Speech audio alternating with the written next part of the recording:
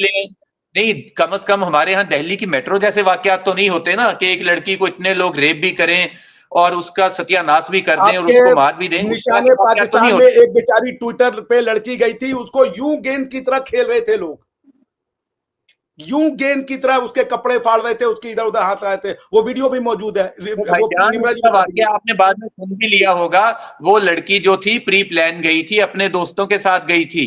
वो सारे वो जो मामला उसको बाद में उछाल रहे क्लियर भी हो भीड़ में, गए थे। वो उसके आप इतनी स्टोरीज पढ़ लें, आप दूर ना जाएं, आप अमृता प्रीतम को पढ़ लें। अमृता प्रीतम, अमृता अभी उनकी प्रीतम इज ए डेथ हुई है। नॉवलिस्ट। मैं आपको हदीस दे रहा हूं, आप मुझे हाँ, नॉवलिस्ट दे रहे हैं। आप, मैं नहीं नहीं, हदीस दे रहा नॉवलिस्ट हूं, आप नॉवलिस्ट दे रहे हैं। रियल लाइफ मैं का वाकया आपको, बता रहा ऐसे हूँ। तो मैं कह रहा हूं मैं आप वो रियल पढ़ लाइफ लीजिए, का वाकया सैटेनिक बता रहा वर्सेस। हूँ। आप सैटेनिक थ्योरी को भी आप रिजेक्ट नहीं करेंगे। आप कहना हिंदू मुसलमान साथ नहीं रह सकते, आप बोलिए फिर कि हिंदू मुसलमान, अगर आप कह रहे हैं कि मैं आपके प्लेट में खा सकता हूं, तो बोलिए कि हिंदू मुसलमान साथ में रह सकते हैं और टू नेशन थ्योरी गलत है। टू नेशन थ्योरी और टॉपिक पे थी, साथ रहना और टॉपिक पे है। साथ मैं कहता हूं कि हम रह सकते थे, लेकिन हमें वो रखने को तैयार नहीं थे। वो रखते तो सही साथ हमारे हकूक लेके। हमारे हकूक दिए कब गए हैं, मुझे ये बताइए ठीक, ना। हम कुफार हैं और रहेंगे। आपको जन्नत मुबारक, हमें स्वर्ग मुबारक। हमें स्वर्ग जाना है, हमें जन्नत जाना भी नहीं है। तो आप कुफार से नहीं दोस्ती नहीं कर सकते, ये आप कुफार से नहीं नहीं, दोस्ती नहीं हो दोस्ती पे सकती। किसी हम को नहीं कुफार हैं, वी रोकता। आर प्राउड कुफार। हमारी आपकी दोस्ती नहीं हो सकती। क्यों ट्राई कर रहे हैं आप? खत्म कीजिए, गजवाए हिंद की तैयारी कीजिए। मैं समझ गया। अब आप मुझे बताइए, हाँ निम्रा जी को किसी मुसलमान हिंदू लड़के से प्यार हो जाए, तो चूंकि वो मुसलमान है तो वो तो शादी वैलिड नहीं होगी। क्या इनको एक हिंदू से शादी करना अलाउड होगा पाकिस्तान में, अपना रिलीजन चेंज करके हिंदू हाँ बन के? हाँ, मैं ये बात आपको बता देता हूँ। क्योंकि हमारे इस्लाम में ना लड़का अपना, मीटिंग्स होती थी, याद कर लीजिए जब कांग्रेस की मीटिंग्स होती थी, मौलाना हसरत मोहानी क्यों अलग हुए थे? उसकी वजह यही थी कि गांधी जी अपनी प्रार्थना करते थे, लेकिन अगर उसकी असर के नमाज का टाइम हो जाता तो उसे नमाज नहीं पढ़ने देते थे, कि नहीं पढ़ी जा सकती। यही सब यार ये आपकी तो ऑन स्टोरी है। रिकॉर्ड बातें जब हैं। औरंगजेब ने जजिया टैक्स लगाया, आप उसको हीरो मानते हैं। ये आपके यहाँ पे लिखा हुआ है। गांधी जी ने तो कहा औरंगजेब के ईश्वर अपने अल्लाह तो तेरो एक, नाम। गांधी जी का प्रेयर था ईश्वर औरंगजेब अल्लाह के अपने तेरो तो नाम, जरनैल सबको हिंदू थे। सम्मति दे भगवान। वो तो ये प्रेयर नहीं, करते थे औरंगजेब ईश्वर के अल्लाह अपने तेरो जरनैल नाम। हिंदू थे। आप ये कह दीजिए, आप ये कह दीजिए कि आप ये मुसलमान किसी मानते से हैं कि दोस्ती ना कर सकते होते तो आज हमारी असेंबली के अंदर गैर मुस्लिम जो हैं, जो क्रिश्चियंस हैं, वो मिनिस्टर्स ना मौजूद होते। पाकिस्तान में आपको लेके चलूंगा, हिंदुओं के अक्सरियती शहर मौजूद हैं यहाँ पे। हिंदुओं के पूरी पूरी कॉलोनियां मौजूद हैं। बल्कि मैं शायद आपको की एक वीडियो शेयर करूंगा, जो इस दफा हमारे पास मियाँ मेहमान मिट्टू आए इंडिया थे में इंडिया एग्जिस्ट से। करते हैं कि पाकिस्तान में एग्जिस्ट करते हैं सर? कौन? अस्सलामुअलैकुम व्यूवर्स, मैं आपकी होस्ट निम्रा। आप देख रहे हैं मेरा और आपका यूट्यूब चैनल। आज हमारे साथ दो गेस्ट मौजूद हैं, एक इंडिया से और एक पाकिस्तान से। इंडिया से आज हमें ज्वाइन किया है डॉक्टर अभिषेक मिश्रा जी ने, जो कि एक बहुत लंबे अरसे के बाद आज हमारे चैनल पर आए हैं। और वहीं पर पाकिस्तान से हमें ज्वाइन किया है मियां आसिफ अली ने, जो कि एक पॉलिटिकल एनालिस्ट भी हैं। थैंक यू सो मच सबसे पहले आप दोनों का, कि आप दोनों ने ही अपना कीमती वक्त निकाला हमारे व्यूवर्स के लिए। बहुत बहुत शुक्रिया। बहुत शुक्रिया आपका कि आज आपने एक दफा फिर मौका दिया हमें बैठने का। Thank you sir. आज हम बात करेंगे बलूचिस्तान के हवाले से, जो कि एक बहुत ही हाईलाइटेड इशू रहा है। और इसमें एक नाम हमेशा ही बहुत सरे फहरिस्त रहा है, वो है महरंग बलोच का। खबरों के मुताबिक ये पता लगा है कि महरंग बलोच, जिनको इंडिया में एक हीरो समझा जाता है और पाकिस्तान में एक सेपरेटिस्ट समझा जाता है, उनको नोबेल पीस प्राइज 2025 के लिए नॉमिनेट कर दिया गया है। इसी हवाले से आज हम गुफ्तगू करेंगे। दोनों ही गेस्ट जो हमारे साथ मौजूद हैं, इनकी राय रिकॉर्ड करेंगे। सबसे पहले जान लेते हैं कि मियां आसिफ अली, इस पर आपकी क्या राय है? बड़ी मुझे हैरत हुई है कि जो आपने पहले एक वर्ड यूज किया है कि इंडिया, भारत के अंदर उनको एक हीरो समझा जाता है। ये बड़ी एक हैरान कुन बात है।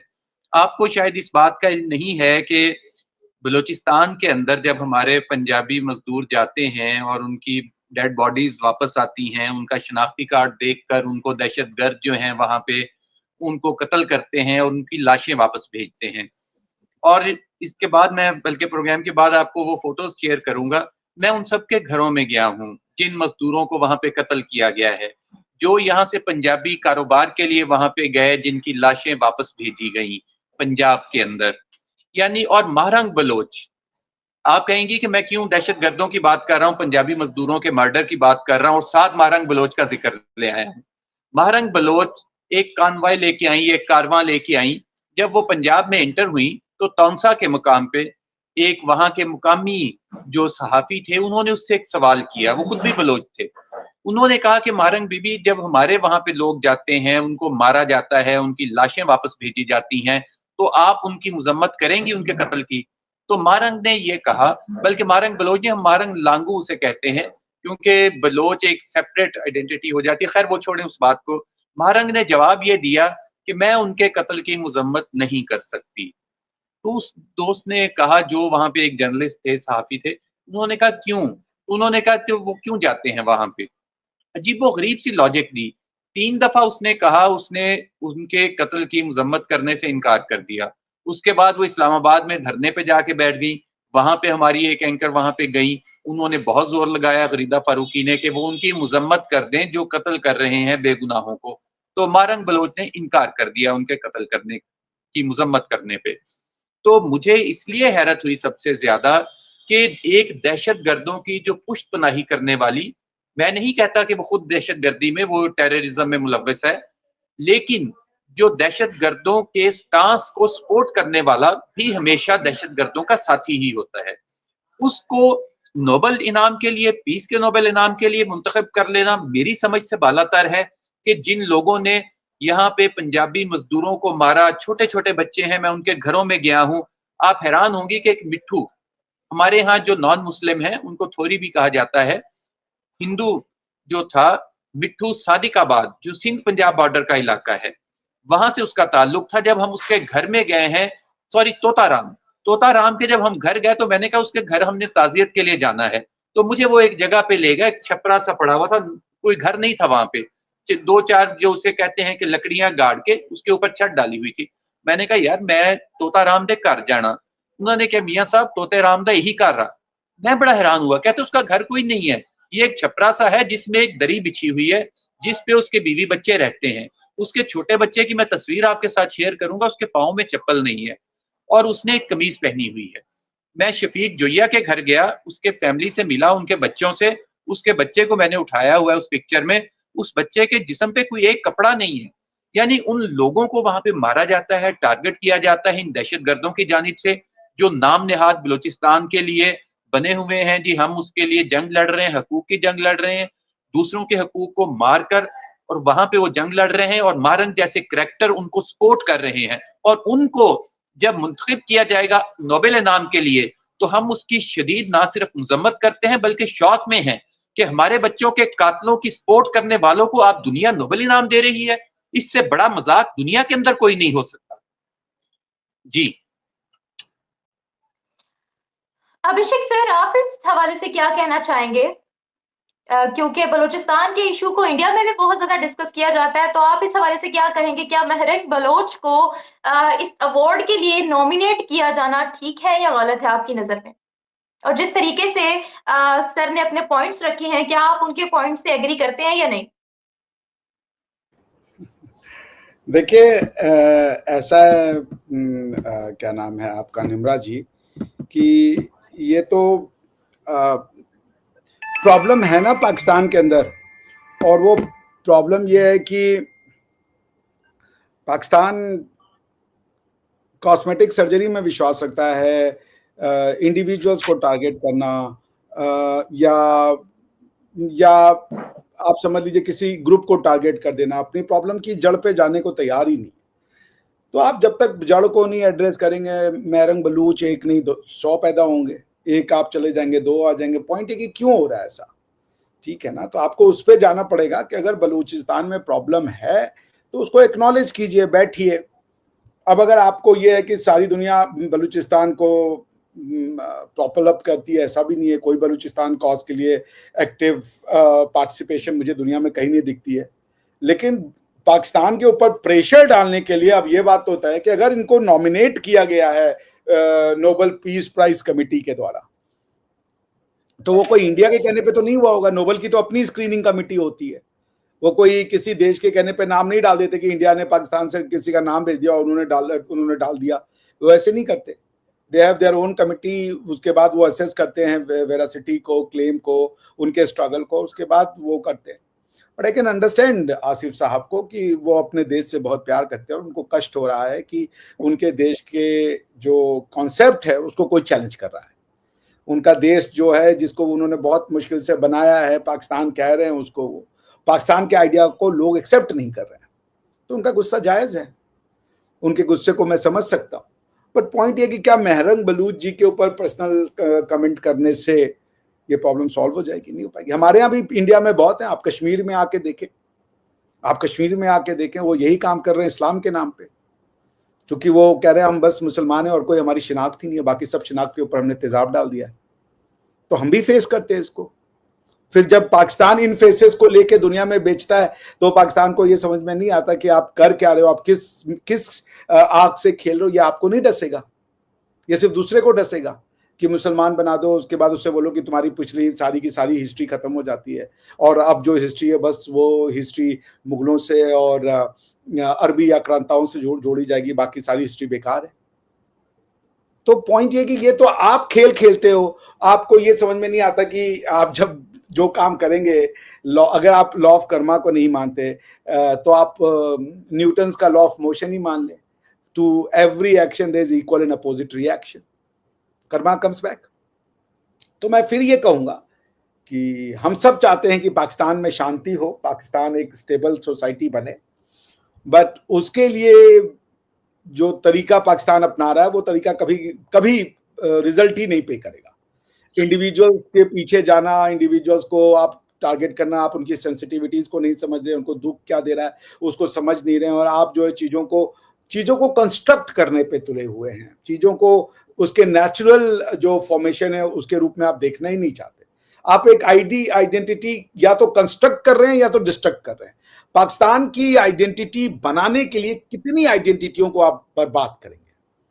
पाकिस्तानी बनना है तो बलूच मत बनो, पाकिस्तानी बनना है तो पंजाबी मत बनो, पाकिस्तानी बनना है तो सिंधी मत बनो, पश्तून मत बनो, उर्दू बोलो, ये कॉन्स्टिट्यूशन में है कि अरबी बोलो, सोसाइटी में है कि उर्दू बोलो, पंजाबी का कोई लेना देना नहीं है भारत की उससे, ये उर्दू ये मिलती है अरबी से, इस हमारी जो सिविलाइजेशन है उज्बेकिस्तान की है। तो क्या आप कर लेंगे? आप sit down, talk to yourself that all right, Pakistan is a reality, it has to survive, it must function, and the political realities must be checked. What are the political cohesive force? आप ढूंढिए वो कौन सा political cohesive force है जो आपको bind करके रखेगा। Is Islam sufficient force? अगर आपको लगता है Islam is the glue sufficient enough, तो आप उसका और डोज दें। तभी इसका मतलब इस्लाम का डोज पूरा नहीं हुआ है, लोग अभी भी आपके यहाँ पे उसके नाम पे साथ में रहने को तैयार नहीं है। तो आप दूसरे पॉलिटिकल फैक्टर्स ढूंढिए कि what can bring Baloch to your identity. तो ये आपको करना पड़ेगा, बैठना पड़ेगा। मेरे हिसाब से जो बेस्ट है, सिविलाइजेशनल आइडेंटिटी पे जाएंगे, सब जुड़ जाएंगे, पाकिस्तान की एक्सेप्ट कीजिए। पाकिस्तान एक यूनिटरी कॉन्सेप्ट नहीं है, पाकिस्तान एक, चूंकि ये भारत का टूटा हुआ हिस्सा है और भारत बना ही है विभिन्नताओं से, भारत शुरू से विभिन्नताओं से बना है। आपको भी रिकॉग्नाइज कर लीजिए विभिन्नताएं, उनको उनके फॉर्म में एक्सेप्ट कर लीजिए। पाकिस्तान को एक ऐसा ग्लू बनाइए जो इन सारे डाइवर्सिटीज को एक यूनिटी प्रोवाइड कर सके। अगर आप ये नहीं कर पा रहे हैं तो आपको टारगेट करना पड़ेगा कि आपकी पॉलिटिकल थ्योरी में फॉल्ट है। जी अच्छा, जब डॉक्टर साहब यहाँ पे जी बाद में आपको जी नहीं आप अपना पॉइंट रख लें, आप अपना पॉइंट रख लें। जी प्लीज अच्छा, बोलें। डॉक्टर साहब बात को ले गए दूसरी तरफ। हालांकि इस टॉपिक पे मेरी और डॉक्टर साहब की रिबाहा के प्रोग्राम में आगे बात होनी है। जो महाभारत वाला सीन है और जो वादी सिंध वाला जो इंडस वैली सिविलाइजेशन वाली बात थी, उस पे मेरी और इनकी भी बात होनी है। ये फिर उसको इसी साइड पे ले आए हैं। तो दूसरी बात ये कि हमारे कॉन्स्टिट्यूशन में कहीं भी नहीं लिखा हुआ कि अरबी बोलो या अरबी यहाँ पे होनी चाहिए, ऐसा हमारे आइन में नहीं है। अच्छा, बल्कि पाकिस्तान की आपको पता है कि जो लैंग्वेज है, जो ऑफिशियल लैंग्वेज है वो इंग्लिश है और उसके साथ उर्दू भी मौजूद है सरकारी जुबान के तौर पे। उसके अलावा जो डाइवर्सिटीज की आपने बात की, तो कुछ दिन पहले यहाँ पे बलोच कल्चर डे गुजरा है। अब आगे 14 मार्च को पंजाबी कल्चर डे आ रहा है। इससे पहले दिसंबर में सिंधी कल्चर डे हुआ है और गवर्नमेंट लेवल पे उस पे प्रोग्राम्स होते हैं, वो कोई ऐसा नहीं है।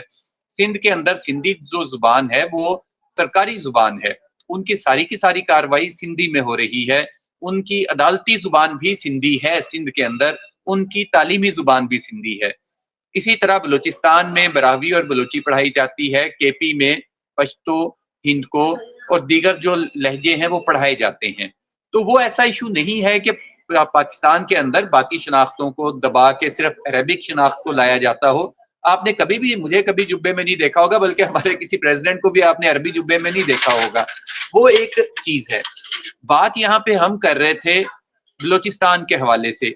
डॉक्टर साहब ने खैर दूसरी बात शुरू कर दी कि बलूचिस्तान के अपने इशू हैं। तो अगर हम इसको दूसरी तरफ देखें कि बलूचिस्तान के अपने इश्यूज हैं, तो इस तरह के इश्यूज तो हमारे हमसाया ममालिक में भी बहुत ज्यादा हैं, दोनों तरफ उधर भी मौजूद हैं, डॉक्टर साहब के अपने इलाके में मौजूद हैं, सिवाय कश्मीर को छोड़ के। कश्मीर का क्योंकि मामला थोड़ा सा डिफरेंट है या वो एक बुनियादी इशू है, उस पे बात कर लेते हैं सब लोग, लेकिन नागालैंड में, मणिपुर में, छत्तीसगढ़ में, असम में भी बहुत से मामला होते रहते हैं, बड़े लेवल पे होते हैं, तो उसको कभी भी डॉक्टर साहब डिस्कस नहीं किया गया। और मेरा नहीं ख्याल कि वहां पे अगर किसी अलहदगी पसंद के हमले में कोई बेगुनाह मारे जाते होंगे, इवन के आपके सोल्जर्स भी अगर उसमें कोई मारे जाते हैं, किसी कोई जख्मी हो जाते हैं, तो उसकी भी कभी किसी ने हमायत की हो। क्योंकि जो बागी होता है वो हमेशा बागी होता है, जो दहशतगर्द होता है उसको मेरा नहीं ख्याल कि आप जितना भी उसके कॉस्मेटिक कर लें, सर्जरी कर लें, उसको आप एक दहशतगर्द को आप कभी भी फ्रीडम फाइटर बना के नहीं पेश कर सकते। आपके इलाकों के लोगों को कभी भी ऐसा नहीं हुआ होगा। इवन के पिछले दिनों सीरिया के अंदर जब बशार अल असद की रजीम चेंज हुई और 2 दिन पहले वहां पे दोबारा अटैक्स हुए, तो अब ये कहा जा रहा है जो बशार अल असद के हामियों ने की है कि वो बागी हैं, जो गवर्नमेंट मौजूदा वहां पे मौजूद है, अगरचे वो बागियों की थी। यानी कि इतना बड़ा वाकया मैंने कभी नहीं देखा कि दहशतगर्द उठे और पूरी स्टेट पे कब्जा कर लें, लेकिन उनको बागी ही कहा जा रहा है। तो जाहिर बात है जो मिलिटेंट्स हैं उनको मिलिटेंट्स ही कहा जाएगा। हाँ, कहीं पे अगर कोई ऐसी सिचुएशन मौजूद है, अगरचे मैं फिर ये बात कहूँ कि मैंने कभी भी मुसल्लह जिद्दोजहद की हिमायत नहीं की, मैं उसको कभी भी उसकी हिमायत नहीं करता। सियासी जिद्दोजहद हर किसी का हक है, ओपन आए, अवामी सतह पे बात करे, एहतजाज करे, सियासी हवाले से कोई भी हथियार उठा के आए तो उसको जस्टिफाई मैंने कभी नहीं किया। हो सकता है कोई दोस्त उसको करें, डॉक्टर साहब भी हो सकता है किसी सतह पे चले जाएं, लेकिन मैंने इनको भी किसी मिलिटेंट को जस्टिफाई करते नहीं देखा अभी तक। हाँ, ये जरूर है कि जो पॉलिटिकल कहीं पे भी मूवमेंट चल रही है उसकी हमेशा मैं कहता हूं कि वो हर अवाम का हक है, वो चला सकते हैं। इसी तरह महरंग का भी हक है कि अगर वो पॉलिटिकल मूवमेंट चलाए तो हम उसको वेलकम करेंगे, हम खुद उसके साथ जाके बात करेंगे, हम खड़े होंगे, जहां पे वो दुरुस्त होगी हम भी उसकी हिमायत करेंगे। लेकिन जहां पे वो मिलिटेंसी की आके हिमायत करेगी, चाहे वो जो भी मामलात हों, मिलिटेंसी की, खासकर पंजाब में तो कभी कोई गुंजाइश नहीं है। पंजाब ने कभी किसी किस्म की मिलिटेंसी की हिमायत नहीं की, कभी किसी मुसल्ला गिरोह की हिमायत नहीं की, हम तो कभी हिमायत नहीं करेंगे। तो महरंग के हवाले से मेरा सबसे बुनियादी एतराज ही ये है कि हालात जो भी हैं, जैसे भी हैं, अगर आप पाकिस्तान के अंदर एक जो लड़की है, एक खातून है जो एक मिलिटेंट गिरोह को सपोर्ट कर रही है, उसको नोबेल इनाम के लिए मुंतखब किया जा सकता है या नामजद किया जा सकता है, तो फिर मणिपुर, नागालैंड या छत्तीसगढ़ में भी अगर कोई ऐसे लोग हैं तो उनको क्यों नहीं आप कर रहे? आपको सिर्फ पाकिस्तान के अंदर ही जो ऐसी मिलिटेंसी की सपोर्ट करने वाली लड़की है वही क्यों नजर आ रही है? फिर पूरी दुनिया के अंदर लोग मौजूद हैं, वहां से आप क्यों नहीं ले आते? फिर आप यमन से हुसियों को क्यों नहीं नामजद कर देते? वो भी तो अपने हकूक की जंग लड़ रहे हैं। फिर तो सारे ममालिक मौजूद, हर जगह पे लोग मौजूद हैं। आप वहां पे आपको सरवाए पाकिस्तान के और कहीं पे भी मिलिटेंसी की हिमायत करने वाला कोई बंदा हमें नजर नहीं आ रहा जो नोबेल इनाम के लिए मुंतखब किया गया हो। डॉक्टर साहब से मेरा कोई गिला नहीं है, डॉक्टर साहब ने जाहिर पेश नहीं किया, इंडिया ने उसका नाम नहीं दिया। ये एक अलग बात है कि हो सकता है कहीं ना कहीं कोई लॉबिंग की जा रही हो, लेकिन ओपनली उसको रिकमेंड तो नहीं किया। डॉक्टर साहब आपने तो रिकमेंड नहीं किया ना महरंग को। मेरा डॉक्टर से सिर्फ ये था जो पहली बात आपने की कि इंडिया में उस चीज को अप्रिशिएट किया जा रहा है। वाई, क्यों किया जा रहा है अप्रिशिएट? हाँ, अगर करना था तो वहां से करें, तो इसका मतलब है फिर हम अप्रिशिएट करना शुरू कर दें। ये जब तक ये दो रंगी खत्म नहीं होगी, जब तक हम वही चीज जो अपने लिए सोच रहे हैं दूसरे के लिए नहीं सोचेंगे, तब तक मामला ठीक नहीं हो सकते। तो महाराज की फिर मैं वही बात करूंगा कि मैं इसको कंडम करता हूं, और इस मामले पे यकीनन मेरा हुकूमत पाकिस्तान पे मैं हैरान हूं कि क्या कर रहे हैं ये लोग। सोए पड़े हैं कि आपके एक दहशतगर्द गिरोह को सपोर्ट करने वाली खातून को जो है उन्होंने नोबेल इनाम के लिए नामजद कर दिया है, और आपने अभी तक उस पर कोई बात नहीं की। आप दुनिया में कोई ऐसी आपके सफारतकार क्या कर रहे हैं? कहाँ पे है आपका जितना डिप्लोमेट्स मौजूद हैं दुनिया में, वो क्या कर रहे हैं? वो क्यों नहीं ये बात आगे लेके जा रहे? तो इस बात को उठाना होगा, और इस मामले को सीरियसली हमारी हुकूमत को इस पे एक्शन लेना होगा। जी। अभिषेक सर, आप कुछ कहना चाह रहे थे लेकिन आपने अपने जज्बात दबाए हुए थे, अब आप बोल सकते हैं। नहीं नहीं, मैं आसिफ बिल्कुल। साहब को सुन रहा था बहुत ध्यान से। मैंने कुछ शेयर किया है, पहले उसको आप स्क्रीन पे ला दीजिए। Okay, 1 minute. जी। आसिफ साहब, ये आपका कॉन्स्टिट्यूशन है, ठीक है? आप जी, जी। अगर घर जाके भी इसको पढ़ेंगे तो मैं आपको कोई बरगला नहीं सकता, झूठ नहीं बोल सकता, ऑनलाइन है, रिकॉर्डिंग है, आप जी, उसको वेरीफाई कर लीजिएगा। आर्टिकल 31 आपकी कॉन्स्टिट्यूशन का चैप्टर नंबर 2 या पार्ट 2 में है, जिसको वो कहते हैं पॉलिसीज। आर्टिकल 31 कहता है इस्लामिक वे ऑफ लाइफ, यानी कि ये स्टेट की पॉलिसी है कि समाज को इस्लामिक वे ऑफ लाइफ के हिसाब से ढालना है। क्योंकि पाकिस्तान नेचुरली इस्लामिक नहीं है, न तो कॉन्स्टिट्यूशनली इस्लामिक है, तो उसको अननेचुरली आपको इस्लामिक बनाना पड़ेगा।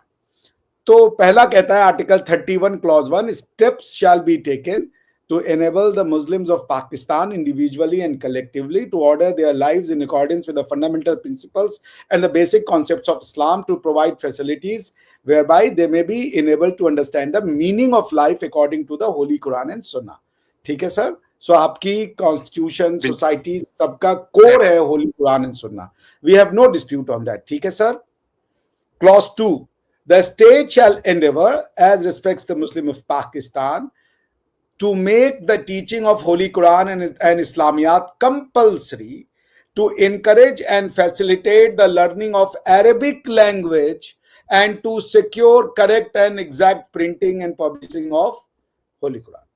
अरेबिक लैंग्वेज को बोलना आपकी कॉन्स्टिट्यूशनल ड्यूटी है। तो जो आपने कहा कि ये कहाँ पे हमको दिखा रहे हैं, बता रहे हैं आप, आपने वही बात, अरेबिक को बोलना एक डिफरेंट चीज है, सरकारी जुबान होना एक डिफरेंट चीज है। ना ना ना सर, ना सरकारी आर्टिकल 232 ना ना ना ना सर प्लीज, मैंने आपके कॉन्स्टिट्यूशन को इनसाइड आउट पढ़ा हुआ। मैं आपको दूसरा आप मेरी बात खत्म हो जाने का बोलने चाहिए। जी चले, खत्म हो गया। नहीं आप बोल लीजिए आप बोलिए। नहीं कीजिए, आप बात खत्म कीजिए, फिर कर लेते हैं। चले, देखिए आपके कॉन्स्टिट्यूशन में ये जो है ये डीपीएसपी का पार्ट है। दैट मीन्स ये गवर्नमेंट की पॉलिसी है, ये लॉ से भी ज्यादा पावरफुल है कि हर लॉ को बनाते समय ये पॉलिसी ध्यान में रखना है कि अरेबिया को लिंगुआ फ्रांका बनाना है, क्योंकि समाज को अपना जीवन इस्लाम के कुरान और सुन्ना के दायरे में जीना है। और वो तभी हो सकता है जब वो कुरान और सुन्ना की सही मतलब को समझेंगे, जो आपके यहाँ तर्जुमा जिसको कहते हैं, और उसके लिए उनको अरबिक आना चाहिए और अरबिक पढ़ना चाहिए। ये आपके कॉन्स्टिट्यूशनल गोल हैं। और आपके कॉन्स्टिट्यूशन में ये भी लिखा है कि there are other state languages, जो कि अगर स्टेट चाहे तो वो प्रमोट करे। उसमें उर्दू आपकी नेशनल लैंग्वेज है, ऑफिशियल लैंग्वेज है, और इंग्लिश आपकी ऑफिशियल लैंग्वेज है। उसके बाद जो है वो आपकी कोई प्रांतीय लैंग्वेज आने का है तो उसमें थोड़ा हल्का सा। बट आपका समाज, आपका स्टेट, आपका कॉन्स्टिट्यूशन, आपकी सरकार की ड्यूटी है कि अरबिया को लिंगुआ फ्रांका बनाए। और आप किसी से भी ये कंसल्ट कर लीजिएगा, आर्टिकल 31 क्लॉज 2, आप इसको अपने घर पे देख सकते हैं, किसी से भी वेरीफाई करा सकते हैं। ये बात पहले क्लियर हो गई। चलिए आइए दूसरी बात। आपने कहा कि मणिपुर, असम, नागालैंड में हमारे यहाँ पे वो चल रहा है, सेशनिस्ट मूवमेंट चल रहे हैं। देयर वाज अ टाइम कि यस, बोडो जो मूवमेंट थी वो चल रही थी बिकॉज ऑफ बांग्लादेश से इन्फिल्ट्रेशन होती थी जो वहां की हिंदू पॉपुलेशन को डिस्टर्ब करती थी, और उसकी वजह से वो उनसे बंगाली हिंदूज जो आ रहे थे उसकी वजह से वहां पे एक सोसाइटी में, और बंगाली मुसलमान बाद में जो आने लगे उसकी वजह से वहां पे कन्फ्रंटेशन की स्थिति थी। और अब वो समाप्त हो चुकी है। ये असम की स्टोरी है। आज भी असम में NRC, national register for citizenship, इसको लेकर के बहुत डिमांड है वहां की सोसाइटी में, क्योंकि पॉपुलेशन में 1947 में जो हिंदुओं की पॉपुलेशन थी और 1900 और 2025 में जो हिंदुओं की पॉपुलेशन है उसमें जमीन आसमान का अंतर है। मुसलमानों की प्रतिशत 5 से बढ़ के 30-35 जा चुकी है, which is a matter of concern. चूंकि आपको पता है डेमोग्राफी बढ़ते ही सुन्ना और शरिया की डिमांड शुरू हो जाती है। ये तो रही जो the dispute that we were facing, जो ट्रबल फेस कर रहे थे वो असम को लेके। मणिपुर में और नागालैंड में कुकी और उनके बीच में एथनिक समुदाय है, उनके बीच में लड़ाई है मैती और कुकी को लेकर के। कुकीज चाइनीज ओरिजिन के लोग हैं जो कई साल पहले भारत में आके बसे, म्यांमार और म्यांमार में उनके कुछ बेस हैं। मैतेई लोकल हिंदू लोग हैं जो कि वहां पे हजारों साल से लग रहे हैं। वो एक पहाड़ पे रहने को लेकर के उनकी लड़ाई हो रही थी समाज में, जिसमें स्टेट का कोई नहीं था। कुकी और मैतेई दो ट्राइब्स के बीच में लड़ाई थी, जिसमें मैतेई जो थे वो हिंदू थे और कुकी जो थे वो क्रिश्चियन थे या दूसरे ट्राइब को फॉलो करते थे। वो कॉन्टेक्स्ट था, स्टेट से कोई लड़ाई नहीं होती। दे वर नॉट फाइटिंग स्टेट कि हमको स्टेट से लड़ना। कुछ फैक्शन आपस में इनके एनएससीएन और ये नागालैंड में एक फैक्शन था जिनका ये डिमांड था कि हम इंडिया के साथ नहीं रहना चाहते। एनएससीएन कहते हैं they have also shook hand with the government of India that matter is done in dusted. ये आप किसी से भी जाके पढ़ लीजिएगा, ये कोई छिपाने की बात नहीं है। अगर हत्या होगी वो होगा समाज में तो वो सामने आ जाएगा। जैसे मणिपुर में अभी हिंसा हुई थी, पूरी दुनिया में आ गया था कि हाँ भाई वहां पे मैतेई हिंदू और कुकी क्रिश्चियन के बीच हो गई थी। आइए छत्तीसगढ़ का भी साथ जी, आप बोले, आपकी आवाज कट रही है। मैंने कहा छत्तीसगढ़ का भी साथ ही वजाहत करते हैं ना। मैं बता देता हूँ, छत्तीसगढ़ में भी आपको मैं बता देता हूँ। छत्तीसगढ़ की जो समस्या वो स्टेट से नहीं है। छत्तीसगढ़ की समस्या कम्युनिस्ट है वहां पे, जो माओवादी हैं वो सोशल रिवोल्यूशन और माओइज्म का सरकार चाहते हैं वहां पे, ठीक है ना। दे वांट माओइज्म, और उसी की वजह से वो जो माओविज्म जो है उसको पाने के लिए वो एक अपना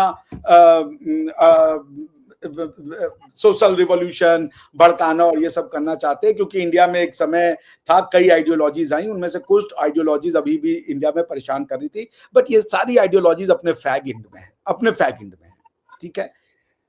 बिल्कुल था जो कम्युनिस्ट, ये जो माओ वाली प्रॉब्लम है, आपको नक्सल प्रॉब्लम भी कहते हैं, ये वेस्ट बंगाल में भी था, ये छत्तीसगढ़ में भी था, इवन आंध्र प्रदेश के कुछ एरिया में भी इसका असर था। पर धीरे धीरे धीरे एज सोशल रीच आउट्स हो रही हैं, उनको बातें समझ में आ रही हैं। इवन उड़ीसा के कोंकणझार इलाके में भी ये कम्युनिस्ट और माओवादी जो थे वो रहा करते थे। हमें समाज को समझाने में समय लगा, क्योंकि एक समय था कि इंडिया पे सारी विघटनकारी फोर्सेज आकर के बैठ गई थी जो इंडिया को दूसरे दृष्टि से देखती थी। जब इंडिया वापस से 1000 साल लगे हमको, 600-700 साल हमको लग गए इस्लामिक आक्रांताओं से आजाद कराने में, उसके बाद हमको 150-200 साल लग गए ब्रिटिश और अलग अलग यूरोपियन से, जो कि चाइना के साथ हुआ। तो हम जब इन आइडियोलॉजीज ने जिन्हें हमें अंदर से तोड़ के रख दिया डिफरेंट आइडियोलॉजीज के थ्रू, झूठ सच पढ़ा करके, now we are gaining slowly जो अपनी बातें हम लोगों तक पहुंचा रहे हैं और लोग अपनी आइडेंटिटीज को रियलाइज कर रहे हैं। मैं वही बात कह रहा था, इंडिया में भी प्रॉब्लम थी, आप सही कह रहे हैं आसिफ साहब, मगर वो पॉलिटिकल क्वेश्चन ये था कि ये जो फैक्शंस हैं, जो माओवादी है छत्तीसगढ़ का, या जो माओवादी है नक्सलबाड़ी वेस्ट बंगाल का, जो मणिपुर और में कुकी और मैतेई के बीच में हो रहा है, वो पॉलिटिकल फोर्स क्या इंडिया के आइडिया को नहीं एक्सेप्ट करता? आंसर है नहीं। माओवादी रिवोल्यूशनरी वो फॉर्म चाहते थे, इलेक्शन में खत्म हो चुके हैं। केरल में सिर्फ अभी सीपीआईएम की गवर्नमेंट बची हुई है, वो भी शायद इस बार कांग्रेस ने हरा दी थी। They have lost their country, Tripura was their last bastion, 36 साल बाद बीजेपी ने उसको हरा दिया। इंडिया की जो आइडेंटिटी थी, जिसने इंडिया को बनाया था, over the period of time वो वीक पड़ गई थी। लोगों ने झूठ बोल के, किताबें लिख करके अजीबोगरीब लोगों को कंफ्यूज करने की कोशिश की थी। Now that political force is strong enough to bring everyone into the fold of India. यही मैं आपसे कह रहा था। हमारा जो लोगों से हम बात करने जाते हैं, चाहे वो माओवादी हो, चाहे वो कुकी हो, चाहे वो मैतेई हो, चाहे वो कोई और भी हो, हम उनके बाद लेके जाते हैं हम भारतीय हैं, हम हजारों साल से भारतीय हैं, ये हमारी सभ्यता है, आप उस सभ्यता का पार्ट हो। जो उसको मान लेता है वो हमारी सभ्यता में बन जाता है। आपको भी यही ले जाकर के बलूचिस्तान से बताना है कि बलूचिस्तान से पाकिस्तान का नाता क्या। आप बताइए अपनी बात। लेकिन आप ये कहेंगे कि ये तो मेहरंग बलूच इंडिविजुअल की गलती है और ये कोई इंडिविजुअल बड़ा दुष्ट है, ऐसे वैसे नहीं। मैं आप क्या पाकिस्तान, आपने कहा कि आप जो है वो ऐसी बातों को उखाड़ेंगे तो आपके घर में भी बहुत है। भाई पाकिस्तान ने क्या नहीं किया कश्मीर और पंजाब में आग लगाने के लिए, क्या नहीं किया। टू नेशन थ्योरी के नाम पे जो थ्योरी गलत है, जो प्रूव हो चुकी है गलत है, आज भी उसको जिंदा रखे हुए हैं। अजीब अजीब बातें करते जो सिर्फ पाकिस्तानी ही समझ पाते हैं, बाकी कोई भी सभ्य आदमी जो पढ़ा लिखा है, रेशनल है, उसको वो बात ही समझ में नहीं आती। क्योंकि कंस्ट्रक्शन कितना कर लीजिएगा, क्या टू नेशन थ्योरी सही थ्योरी है? अगर आप मानते हैं तो आप इसको मानते रहिए। सिर्फ अगर मानने से चीजें सच हो जाती है तो मैं ये मान लूं कि मैं दुनिया का सबसे खूबसूरत आदमी हूं, ऐसे तो नहीं होगा। मैं ऊपर से टकला हूं, बीच में से मोटा हो रहा हूं, मेरे मानने से तो मैं खूबसूरत नहीं हो जाऊंगा। ये तो निम्रा जी भी कहते हैं कि हाँ सर आप खूबसूरत नहीं है, आसिफ भाई ज्यादा खूबसूरत है आपसे। सो मानने की चीजें तो नहीं है ना। पॉइंट मैं यहां से आपसे क्या कह रहा हूं कि ऑब्जेक्टिव बनिए, सच बोलिए और बिल्कुल अटैक कीजिए भारत के ऊपर यदि भारत ने। लेकिन मैं आपसे फिर कह रहा हूं, आपको पॉलिटिकल कोहेसिव फोर्स ढूंढना होगा। आप हैं पंजाबी, आप ही कल प्रकृति को, प्राकृत से अपनी भाषा पंजाबी को डिराइव करते हैं, हालांकि वो संस्कृत बेस्ड है। उस पर भी मैंने आपसे आर्ग्यू नहीं किया, क्योंकि प्राकृत, पाली और संस्कृत तीनों ही क ख ग घ अंगा से को अल्फाबेट यूज करती हैं और कुछ नहीं यूज करती। इवन आपका गुरुमुखी जो है, वो हमारी डिबेट रहती है। मैंने हाँ जी, कहा वो था रह कि जाएगी। संस्कृत और प्राकृत दोनों हम डिफरेंट हैं बिल्कुल। प्राकृतें जो थी वो संस्कृत से डिफरेंट थी, वो उस पे हम बात कर लेंगे, वो हमारी रहती है और वो मैं पूरी आपसे पाली, प्राकृत, ब्राह्मी सब पे बात करूंगा, ठीक है ना? आप उसकी चिंता छोड़ दें। तो पर मैं क्या कह रहा हूं, हाँ, गुरुमुखी पंजाबी क ख ग घ से बोली जाती है। गुरुमुखी आज की डेट में जो है, पहले तो छोड़े, अब वो आप कितना 1000 साल पहले पंजाबी की जो आज का एग्जिस्टिंग गुरुमुखी है वो क ख ग घ है, और संस्कृत क ख ग घ है, हिंदी क ख ग घ है। आप पंजाबी के लिए अलिफ बेते से लेके आए हैं और आप कह रहे मेरी भाषा पंजाबी है। आप पाली ही सीख लेते, आप लिख देते अपने कॉन्स्टिट्यूशन में कि Pali shall be the state shall endeavour to project Pali as the national, as the lingua franca of the society. Pali में जो चीजें लिखी हैं हम अपने समाज को पढ़ाएंगे, पाली भाषा को हम परिभाषित, आप पाली ही ले लेते, प्रकृत ले लेते भैया। लेकिन आप कह रहे हैं हम अपने लिंगुआ फ्रांका को अरेबिया पढ़ाएंगे, तो आपको पंजाबी संस्कृत पे हमने बात अलग से करनी है। बाकी लिंगवा फ्रांका जो पाकिस्तान में है वो उर्दू है। अरेबिक की जहां तक हम बात थी, हम दोनों चीजों को अब साथ उस पे भी कर लें। अरेबिक क्योंकि लिंगुआ फ्रांका उर्दू नहीं है, आपकी लिंगुआ फ्रांका उर्दू है ही नहीं, आपकी ऑफिशियल लैंग्वेज उर्दू है। लिंगुआ फ्रांका आपका थोड़ा सा टॉपिक पे टिल्ट हो गए हैं। नहीं टिल्ट नहीं हुए हैं। मेहरंग बलूच का जो क्वेश्चन है, बलूचिस्तान का जो क्वेश्चन है वो ये है। अगर आप उसके सतही स्तर पे जाएंगे तो हम क्या ही बात करेंगे, वो बहुत दुष्ट है, वो बहुत भारत से पैसे लेती है, वो लेती है, ये सब बात करने के लिए मैं नहीं बैठा। इसके लिए आपको बहुत लोग मिल जाएंगे। ये कॉन्स्पिरेसी थ्योरी और रॉक्स की साजिश है, कुलभूषण जाधव को पकड़ लिया है, बर्बाद कर रहा है। नेक्स्ट क्वेश्चन ना कि पाकिस्तान की तरफ से हमेशा बोला जाता है कि मैं आपको बोला हूं, मैं क्वेश्चन दे रहा हूं, मैं एक मिनट निम्रा जी, मैं क्वेश्चन दे रहा हूं, उस पे काम कीजिए। What is the political relationship between Balochistan and Pakistan? आप इस पे कर कीजिए। What is the political relationship between a Punjabi and a Pashtun? आज की डेट में आपका है कि तेरा मेरा रिश्ता क्या, ला इलाहा इल्लल्लाह, यही पाकिस्तान है। तो अगर ये आपकी पॉलिटिकल थ्योरी नहीं होल्ड कर रही है तो आपको बैठना पड़ेगा। मत बैठिए, आपकी जो आपकी समझ में आता है वो कीजिए। मेहरंग बलूच क्यों पैदा हो रही है? मेहरंग बलूच पाकिस्तान को अपना क्यों नहीं मान रही हैं? वो स्वीडन के कहने से, नॉर्वे के कहने से, फिनलैंड के कहने से, भारत के कहने से। हम तो आसिफ साहब को भी कह रहे, आसिफ साहब कल आसिफ साहब बोले थे हम इंडियन है, तो कल आसिफ साहब ने बोला हम इंडियन है। तो अगर मेहरंग बलूच बोल दे कि हम इंडियन है तो आग लग जाएगी। आप समझ रहे हैं? मैं ये बात पहले भी कहता हूं, जब आप भारत की बात करते हैं, भारत की, तो मैं तो वाज़े तौर पे अब भी इस बात पे कायम हूं, इस पे हमारी बात भी होनी है एक अलग, क्योंकि हमारे कई टॉपिक्स हैं डॉक्टर साहब कि जिस पे कि इंडस सिविलाइजेशन जो है, जो वादी सिंध की तहजीब है, उस पे और भारत पे जो अलग अलग दोनों चीजें मौजूद हैं। मैं तो वाज़े कहता हूं कि हमारी जो इंडस सिविलाइजेशन है इसका बाकी भारत के साथ कोई ताल्लुक नहीं है, क्योंकि एज सच भारत कभी एक देश की सूरत तो रहा नहीं। ये ठीक नहीं, है, आपकी ब्रिटिश ने एक आके देश की डेफिनेशन क्या है? आप ये आप इस्लामी डेफिनेशन ना लगाएं कि तलवारों से देश बनते हैं। ये डेफिनेशन नहीं चाहिए कि तलवार उठाने से देश बनते हैं। एक मिनट डॉक्टर साहब, सॉरी, एक मिनट सिर्फ। आपने जो खुद ही ये बात कर दी कि तलवारों से देश नहीं बनते, मैं बिल्कुल इससे मुत्तफिक हूं, लेकिन माजरत के साथ कहना यही पड़ता है कि मौजूदा जो भारत है ये गन पॉइंट पे ही बना हुआ है, ये तलवारों से ही बना हुआ है, ये मर्जी से नहीं बना हुआ। अगर मर्जी से बनना होता तो ट्रावनकोर अलग स्टेट होती, हैदराबाद दक्कन अलग स्टेट होती, सकम जो 70 तक अलग स्टेट थी वो अलग होती, ये पाकिस्तान में गवर्नमेंट जूनागढ़ आपकी मनातर नहीं अलग बन होता। रही, आर्मी के बिना आप एक कदम नहीं चल सकते। आज आपकी आर्मी को खत्म कर दिया जाए, बांग्लादेश की तरह 76 टुकड़े हो जाएंगे आपके।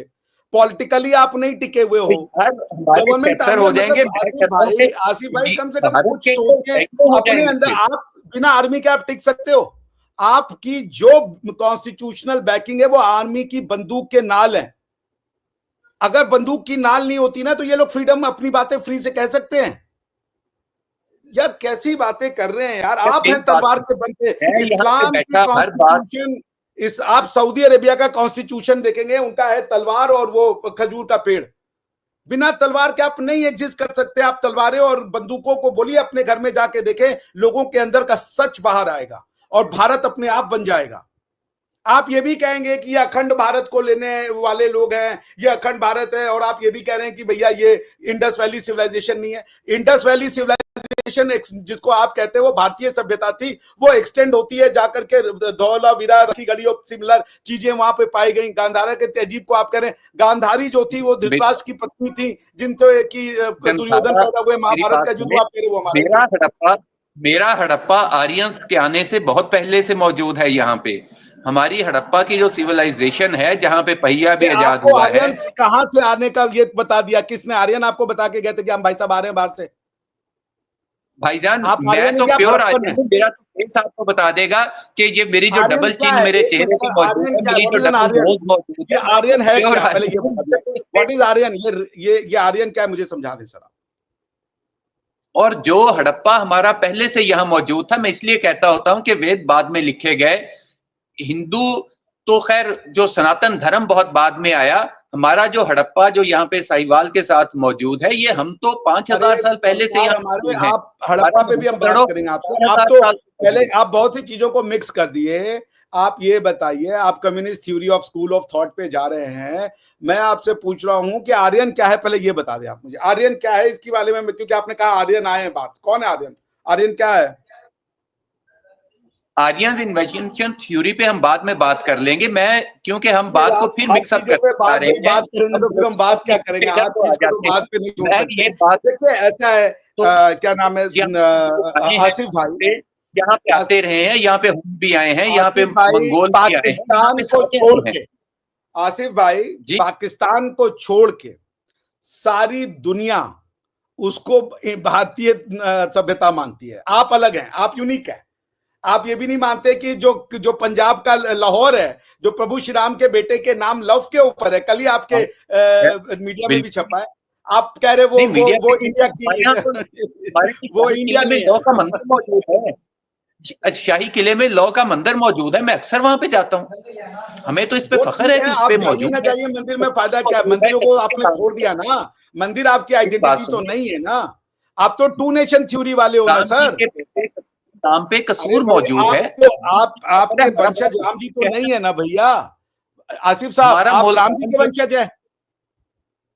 हमारा मुल्तान जो मौजूद, जी जी आसिफ साहब आप राम जी के वंशज हैं? देखें, आप प्रभु श्री राम के वंशज हैं। इंडिया भी राम जी का नहीं है, फिर वहां पे 50 मज़ाहब बल्कि सैकड़ों मज़ाहब मौजूद हैं। अगर आप ये कह दें कि जो भी यहाँ पे इस बड़े सगीर में मौजूद है वो राम जी को ही मानेगा, ठीक है, राम जी अच्छे इंसान थे, वो मानेगा भाई, मैं कह रहा हूं आप मत मानिए। मैंने कहा अगर लव के शहर लाहौर में आप रह रहे हैं तो कुछ तो रिलेशन होगा कि सारे के सारे बाहर से आ गए। आपका जो कनेक्शन है वो किससे है? आप जलंधर से थे, भारत को आप नहीं मानते। आप पाकिस्तान से हैं, आप कह रहे हैं टू नेशन थ्योरी। मैंने आपसे पूछा आप टू नेशन थ्योरी में विश्वास करते हैं, आप चले गए कि नहीं, आप के साथ तो मुसलमान वहां रहते हैं। मैंने कहा आप टू नेशन थ्योरी को मानते हैं कि नहीं, ये बता दीजिए, क्या हिंदू और मुसलमान साथ में रह सकता है या नहीं? आप हाँ या ना इसका जवाब दे दें। क्या आप टू नेशन थ्योरी को मानते हैं? सर मैं कह रहा हूं कि आप मेरे भाई हैं और मैं आपके साथ रह सकता हूं, हमारी कल्चर अलग अलग नहीं है, हमारा कल्चर सेम है। आप टू नेशन थ्योरी को मानते हैं? क्या पाकिस्तान का मुसलमान भारत के मुसलमान से अलग है या सेम है? मैं भारत के मुसलमान की बात कर रहा हूं। नहीं, भारत के मुसलमान से तो हम काफी अलग हैं, इसमें कोई शक नहीं। लेकिन जो टू नेशन थ्योरी की बात है, मैं आपको एक बात तो आप टू नेशन थ्योरी को तो मैं आप एक मिनट सर आपको तो आप टू नेशन थ्योरी को आप तो फिर टू देते हैं। मैं एक मिनट बात सुन लीजिए डॉक्टर साहब। इस पे लोग आते हैं, मैं उनसे मिलता हूँ। इंडिया से जितने लोग आते हैं, हमारे बहुत से उम्र रसीदा लोग हैं 90 ईयर्स के, उनसे मेरी बात होती है। वो कहते हैं कि हमने दीनदारों के बर्तन अलग होते थे हमारे घर में। शायद आपको इस चीज का हैरत हो, मेरे पास इंटरव्यू ऑन रिकॉर्ड मौजूद है। मैं आपको बताऊं, अभी जाके इलॉन मस्क की ट्वीट देखिए। आपके एक अबू वालिद है, वो कह रहे जो काफिर है, जो मुसलमान नहीं है, उसका बाल यहां तक छीला होना चाहिए था, और ये हदीस कोट की है उन्होंने। इलॉन मस्क की आप वो जाके पढ़िए, आप ये बात नहीं कह सकते। उन्होंने कहा कि जो काफिर है, जो मैं सुनवा देता हूं, मैं इसको शेयर करता हूं, आप सुनिए। ये बड़ा जबरदस्त चीज है, ये आपको सुनना चाहिए सर। जी लाइए।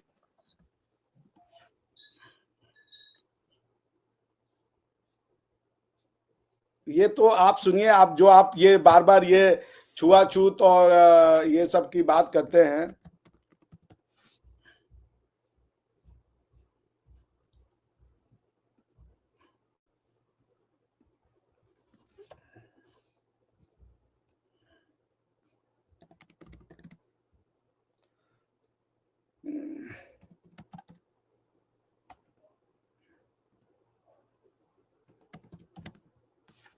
सर आपको स्क्रीन शेयर करनी है? हाँ जी। Okay.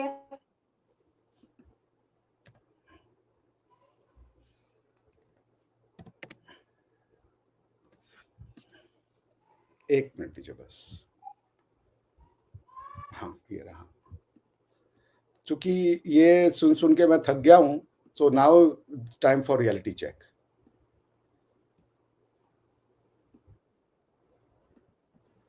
Equality to all of its members. Is there such a thing in Islam? Is there equality of faith? If we look to one hadith of Rasulullah बहुत ही intellectual बात है, I must. Equality to all of its members. Is there such a thing in Islam? Is there equality of faith? If we look to one hadith of Rasulullah sallallahu alaihi wasallam, on the authority of Abu Huraira, Sahih Muslim. So no Sunni Muslim can really argue against Sahih Muslim or Sahih Bukhari. Rasulullah said, don't greet the Jews and the Christians before they greet you, and when you meet any of them on the roads, force them to go on the narrow side of it. And Imam Malik, he said the same thing as well. In fact, Umar ibn Khattab, who Rasulullah sallallahu alaihi wasallam, he said that if there was to be another Nabi after me, it would be Umar ibn Khattab in his own charter, not charter of United Nations, in his charter with the people of Sham, with those Christians of Sham, in his charter was Kafir and Muslim, they're not allowed to wear the same clothes as one another. If the Muslim, he comes out on the day of Eid and he sees Kafir with nice clothes, the Kafir has to take his clothes off and give it to the Muslims.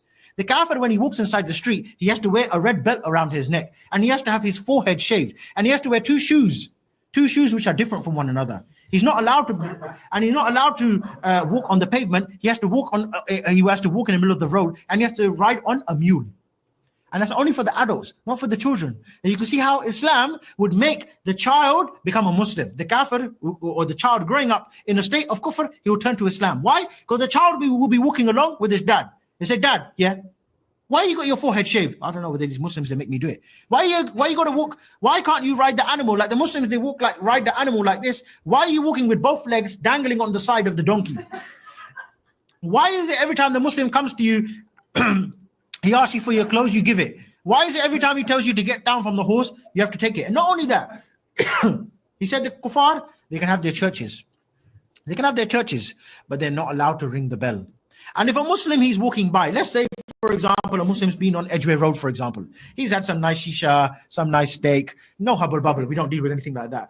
And he's walking along and he's rubbing his belly and he's like, oh man, you know. अच्छा, निम्रा ठीक हो गया, ये सुन लिया मैंने. Go to the church, तो knock on the door. John, let me in. अभी तो मेन ठीक बात हो गया आपने ये. सुनी ही नहीं. घर में चला जाए तो उसकी बीवी को उसको मुस्लिम के साथ सुनाना पड़ेगा. बाय द वे हदीस कोट कर अच्छा, चुका है. पहले मेरी बात सुन लीजिए. ये यहाँ पे किसी भी बंदे को उठ के जो भी वो बात कोट कर रहा है, वैसे पहली बात तो ये कि मैं कोई स्कॉलर नहीं हूँ, मैं इस पे आपने तो भी अथॉरिटी किसी नहीं हूँ. बंदे को कोट किया कि कोई 90 साल का बंदा आकर के टॉपिक से हट भी गए हैं. हमारा टॉपिक था बलूचिस्तान. नहीं, आपने मुझे एक रैंडम से बंदे को कोट किया था आसिफ साहब. लेकिन चीज ये होती है कि जो एक वाज़े तौर पे नजर आ रही होती है, जो प्रैक्टिस हो रही होती है, जितना मैंने मुस्लिम हिस्ट्री को पढ़ा है या जितना मैंने अहादीस को पढ़ा है या रिलीजन को पढ़ा है, उसमें ऐसी कोई बात नहीं है कि किसी के साथ आप डिफरेंस करेंगे. आपने गलत पढ़ लिया है तो हम क्या करें? हमने तो मुसलमानों को फेस किया है यहाँ पे. मुगलों से हम इसीलिए नफरत करते हैं. ये काम मुगलों ने भी किया है. अब अगर आप अभी आप मुझे बोलें कि हम रैंडम को नहीं मानेंगे. आपने मुझे सर एक मिनट दे दीजिए, बस एक मिनट. आपने एक रैंडम से कोई आदमी 90 साल का था, उसने बताया मेरा बर्तन अलग हो गया था, आप उसकी बात को मानने को तैयार है? आप उसकी रैंडम मेरी को आप उसको यू आर ट्राइंग टू कि वो फेक वाक्य है. मैंने आपके हमारी अमरता प्रीतम एक बहुत बड़ी राइटर को, अमरता वो प्रीतम को आपके पढ़ा स्कॉलर आपने. हैं आसिफ साहब, वो आपके स्कॉलर है. मेरी बात वो रैंडम गाई नहीं है. स्कॉलर थे. आपको शायद फिर असल में आपको इतना भी नहीं शायद पता कि इस्लाम के अंदर बहुत से फिरके मौजूद हैं, बहुत सी अहादीस, बहुत सी ऐसी चीजें मौजूद हैं जिन पे दूसरे बिलीव नहीं करते. आप लोग को पता है, हम लोग को कुछ नहीं पता. दिक्कत यही है. ये हर बात हम यही सुनते हैं, आपको इस्लाम समझ में नहीं आता, तर्जुमा पढ़ लीजिए, आपको गलत पता है, आपने सही से नहीं समझा, आप कंटेक्स्ट नहीं देख रहे हैं, पूरा 5 ऊपर से वर्ष पढ़िए, 5 नीचे के वर्ष पढ़िए, इस्लाम हर किसी के समझ में नहीं. ये तो मैं सारे आर्गुमेंट जानता हूँ sir. Tell me something new. नहीं, ये बात सुन लीजिए. जो ये बातें कर रहे हैं साहब, मैं ये हदीस है, इसको कोई सुन्नी मुस्लिम इसको कैंसल आउट नहीं कर सकता. वो हदीस है, वो ये भी कह रहे सही हदीस है. वो ऐसी बहुत, उन्होंने तो एक और बात भी कह दी कि मेरे बाद कोई नबी होता तो हजरत उमर होते, हालांकि ऐसी कोई हदीस ही मौजूद नहीं है. हजरत उमर हमारे खलीफा हैं, ठीक है, हमारे इसके लिए हदीस नहीं. दो चीजें कोट की उन्होंने. एक हदीस कोट की और एक चार्टर कोट किया. चार्टर जो कि प्रॉफिट का हुआ था सीरिया के लोगों से. वो चार्टर में उन्होंने कहा है, एक मिनट निम्रा जी, बस आप इसको एडिट कर दीजिएगा, लेकिन उन्होंने 2 सोर्सेस कोट किए. आसिफ साहब, आपने सुना नहीं? जो चार्टर था between the profit and the people of Syria, उसमें उन्होंने कहा कि अगर मेरे पास कोई और अगर बनने का होता तो वो उमर बिन खत्ताब होता. वो हदीस नहीं है. हदीस ये है कि यदि एक क्रिश्चियन और जूस सामने से जा रहे हो तो उनको तुम पेवमेंट से धक्का दे करके किनारे वाले पे भेजो, और तुम उसके घर पे यदि जाते क्रिश्चियन होगा तो वो अपनी घंटी नहीं बजा सकता है चर्च की, और अगर तुम उसके घर पे जाते हो तो वो नीचे सोएगा, तुम ऊपर सोओगे, उसकी बीवी भी तुम्हारे साथ सोएगी, उसको यहाँ तक का हेड जो है शेव करके चलना है, गले में टाई पहन लेना है, 2 कलर के जूते पहनने. ये उन्होंने कहा. ऐसी कोई हदीस मौजूद नहीं है, ऐसी कोई सही हदीस मौजूद नहीं है कि क्रिश्चियन की बीवी. आपको तो मैं नहीं जानता, तो जो भी आप कह रहे थे वैसा कुछ मौजूद नहीं है भारत के लिए. मेरी बात, ऐसा कुछ मौजूद नहीं है भारतवर्ष में, ऐसा कुछ नहीं था. आके कोई बात करते तो उसको आप फौरन तस्लीम नहीं कर सकते. अगर मैं उठ के यहाँ पे माथे पे केशवा लगा के 90 साल के बुजुर्ग को मेरे सामने ला करके और आप उसकी बात को मुझे टेस्टिफाई करवा रहे थे, एक आदमी जो आलिम है वो कोट कर रहा, आप उसको मानने को तैयार नहीं. आप जितनी स्टोरीज पढ़ लें, आप दूर ना जाएं, आप अमृता प्रीतम को पढ़ लें. अमृता प्रीतम नॉवलिस्ट. मैं आपको हदीस दे रहा हूँ, आप मुझे नॉवलिस्ट दे रहे हैं. आप मैं हदीस दे रहा हूँ, आप नॉवलिस्ट दे रहे हैं. मैं आपको तो मैं कह रहा हूँ आप वो पढ़ लीजिए, सैटेनिक वर्सेस. आप सैटेनिक वर्सेस पढ़ लीजिए, उसमें आपको बहुत कुछ. मैं तो ऐसे 76 किताब बता दूंगा आपको, और चूंकि निम्रा जी हैं तो मैं बोलना नहीं चाह रहा, वरना दिक्कत हो जाएगी. तो सर ऐसे ना करें ना कि आप कोई 90 साल पुराना बुजुर्ग था, वो कह रहा था हमारे बर्तन अलग थे. आपकी किताब में लिखा है, उसने हदीस कोट की. वो एक नहीं, मैं ये बात आपके मजहब के बुजुर्ग की कर रहा हूँ। वो कह रहे थे कि हमारे घर में वो आते मैंने थे तो आपके उनके मजहब बर्तन में अलग दिखा दिया, थे। हमारे पर मजहब में ये मेरी कहीं बात, नहीं लिखा है। आप हमारी कोई नस्लों सोर्स को दिखा गुजरे के हुए बताइए। टाइम नहीं गुजरा। मैंने आपको कैन डॉक्टर यू साहब, प्लीज टॉक हदीस ऑन बलूचिस्तान कुरान की बता दी। मेरे वालिद और दादा दोनों इंडिया से आए थे। मेरी नस्लों को गुजरे हुए टाइम नहीं गुजरा। हमें पता है इस बात का कि अगर हम किसी हमें हिंदू भी के पता घर है, जाते थे हमें तो भी हमारे पता बर्तन है अलग कि पड़े होते थे। इस्लाम हमें के अंदर उनके घरों जो को नॉन दोबारा मुस्लिम साफ है किया जाता था। वो कीड़े मकोड़े हैं, जो नॉन मुस्लिम है वो टू कीड़े नेशन मकोड़े हैं, उनकी थ्योरी कोई डॉक्टर साहब औकात ऐसे नहीं है। ही ये नहीं बेसिक बनते। टीचिंग है, ये जो बेसिक टीचिंग है। मुस्लिम्स इसको के कैसे, अब मैं आपको क्या वर्ड्स भी दिखा दूं? जो नॉन मुस्लिम है वो कीड़ा मकोड़ा है, वो ह्यूमन बीइंग भी नहीं है। मैं आप बोलिए तो मैं वर्ड्स दिखा दूंगा आपको। ये जिसके भी वर्ड्स हैं ये गलत हैं, क्योंकि आज तक ना हमारा इस पे बिलीव है, ना हमारा ऐसा कोई मामला है कि कोई आप नॉन कैसे टू मुस्लिम है तो वो नेशन थ्योरी इंसान कैसे नहीं आ है। गया? ये टू नेशन थ्योरी की हाँ, मुसलमान एक अलग कौम है, हम नहीं रह सकते हिंदुओं के साथ, हमारे ये कैसे हिंदू आ गया? दोस्तों की तंग ये की वजह एक से बनी क्रिश्चियन थी। ने क्यों नहीं, आप इस बात को भूल एक सकते हैं डॉक्टर साहब, एक मिनट। जब मीटिंग्स होती थी, याद कर लीजिए, जब कांग्रेस की मीटिंग्स होती थी, मौलाना हसरत मोहानी क्यों अलग हुए थे? उसकी वजह यही थी कि गांधी जी अपनी प्रार्थना करते थे, लेकिन अगर उसकी असर के नमाज का टाइम हो जाता था उसे नमाज नहीं पढ़ने देते थे कि नहीं पढ़ी जा सकती। यही सब यार ये आपकी तो ऑन स्टोरी है। रिकॉर्ड बातें हैं। औरंगजेब ने जजिया टैक्स लगाया, आप उसको हीरो मानते हैं, ये आपके यहाँ पे लिखा हुआ है। गांधी जी ने तो कहा औरंगजेब के ईश्वर अपने अल्लाह तो तेरो एक नाम, गांधी जी का प्रेयर था ईश्वर औरंगजेब अल्लाह के अपने तेरो तो नाम, जरनैल सबको हिंदू थे। सम्मति दे भगवान। वो तो ये प्रेयर नहीं, करते थे औरंगजेब ईश्वर के अल्लाह अपने तेरो जरनैल नाम। हिंदू थे। आप ये कह दीजिए, आप ये कह दीजिए कि आप ये मानते हैं कि ईश्वर और अल्लाह एक है? देखिए, इसका जिसको आप ईश्वर कहते हैं उसको हम अल्लाह कहते हैं, कोई उसको गॉड ना ना कहता है, ना कोई ना भगवान ना कहता ना है, ना अपनी ना मर्जी। ना नहीं, मैं उसको, आप जिसको अल्लाह कहते हैं मैं उसको ईश्वर नहीं कहता। मेरा ईश्वर कोई क्रिएटर नहीं है, फिर भी हम सर कहते हम हैं ईश्वर अल्लाह बलूचिस्तान को पे बात कर, है। चलिए अच्छा, अब मैं इसको हम लोग यहाँ वाइंड हमारा अप करते टॉपिक हैं। बलूचिस्तान था, लेकिन वो टॉपिक बलूचिस्तान से पता नहीं कहाँ चला गया। नहीं, इसको यही वाइंड बलूचिस्तान अप पे करता हूँ। फिर आ प्लीज जाते हैं तो इसको एडिट कर उसमें लीजिएगा, वही मैं नहीं बात चाहता कि कोई आ जाती परेशानी है। हो आपको। मैं सिर्फ इतना बात कहूंगा, आसिफ साहब, पॉलिटिकल थ्योरी खोजनी पड़ेगी आपको, जिससे कि कोहेजन आए इंडिविजुअल्स को। कुछ क्रिमिनल्स हो सकते हैं, उनको आप क्रिमिनली आप गवर्न कर सकते हैं, बट जब पॉलिटिकल कोहेसिवनेस, अगर जैसे भारत ना एक अच्छा आइडिया नहीं होता, मान लीजिए हम आपकी बात मान लें, भारत एक अच्छा आइडिया नहीं होता, भारत कभी नहीं बनता, कभी नहीं बन पाता। आइडियाज अपने आप बनते हैं, उनके लिए आपको किसी सेना बंदूक की जरूरत नहीं होती। हाँ, आपको एडमिनिस्ट्रेशन चलाना होता है, वो पॉलिटिकल फोर्स नहीं है, वो एडमिनिस्ट्रेशन है कि कुछ दुष्ट लोग हैं, उनको आपने पकड़ लिया, उनको सही कर लिया, ताकि समाज में वो जो है किसी तरीके की केओस ना फैले। लेकिन बंदूक से पॉलिटिकल थ्योरी नहीं चलती sir. That's what I am trying to say. मैं तो पाकिस्तान का भला चाहता फिर हूँ। वही बात आ जाती है डॉक्टर साहब, एक तरफ कश्मीर में मुदाखलत का जिम्मेदार तो हमें ठहरा रहे हैं कि पाकिस्तान ने वहां सारा कुछ किया, जब हम बलूचिस्तान में कहते हैं कि हमारा हमसाया मुल्क सारा कुछ कर रहा है, उस पे डॉक्टर साहब पॉलिटिकल साइड पे आ जाते हैं। पहले एक साइड पे डॉक्टर साहब कायम तो रह लीजिए कि अगर कश्मीर में हम कर सकते थे तो बलूचिस्तान में आप क्यों नहीं कर सकते? आपके परवेज मुशर्रफ ने कहा है, उनकी किताब द विंग्स ऑफ फायर या जो भी है उसमें उन्होंने लिखा कि हमने मुदाखलत करी। आप 1947 में मुदाखलत कर रहे हो, आपका है कि टू नेशन थ्योरी इटसेल्फ मुदाखलत है भारत में। कल आप मुझसे कह रहे थे आप चीजों के नाम को बदलने में इंटरेस्टेड नहीं है, आप अच्छा नहीं मानते। पूरे एक भारत का नाम तोड़ करके आपने पाकिस्तान कर दिया, लोगों को कन्वर्ट करके उनका नाम चेंज कर दिया, अरबों के नाम पे रखवा दिया। सब कुछ तो चेंज है सर। डॉक्टर साहब मुझे ये तो वरना बता लाहौर दीजिए के कि लव के शहर भारत में भगवान राम के पुत्र के शहर में किसी का नाम राम ही नहीं है। बहुत बढ़िया। इसका भगवान राम के बेटे के शहर है लाहौर, और उस शहर में कोई राम नहीं है। बहुत से राम है, बहुत से राम है। कांजी राम मेरा अपना सबसे करीबी दोस्त मौजूद है यार, उससे ज्यादा कौन हो सकता है राम? कांजी राम मौजूद है, दूर क्या जाना हमने। कितने राम से तो कभी कांजी राम को कभी लाइएगा, नेट पे जरा बातचीत होगी कांजी राम जी से।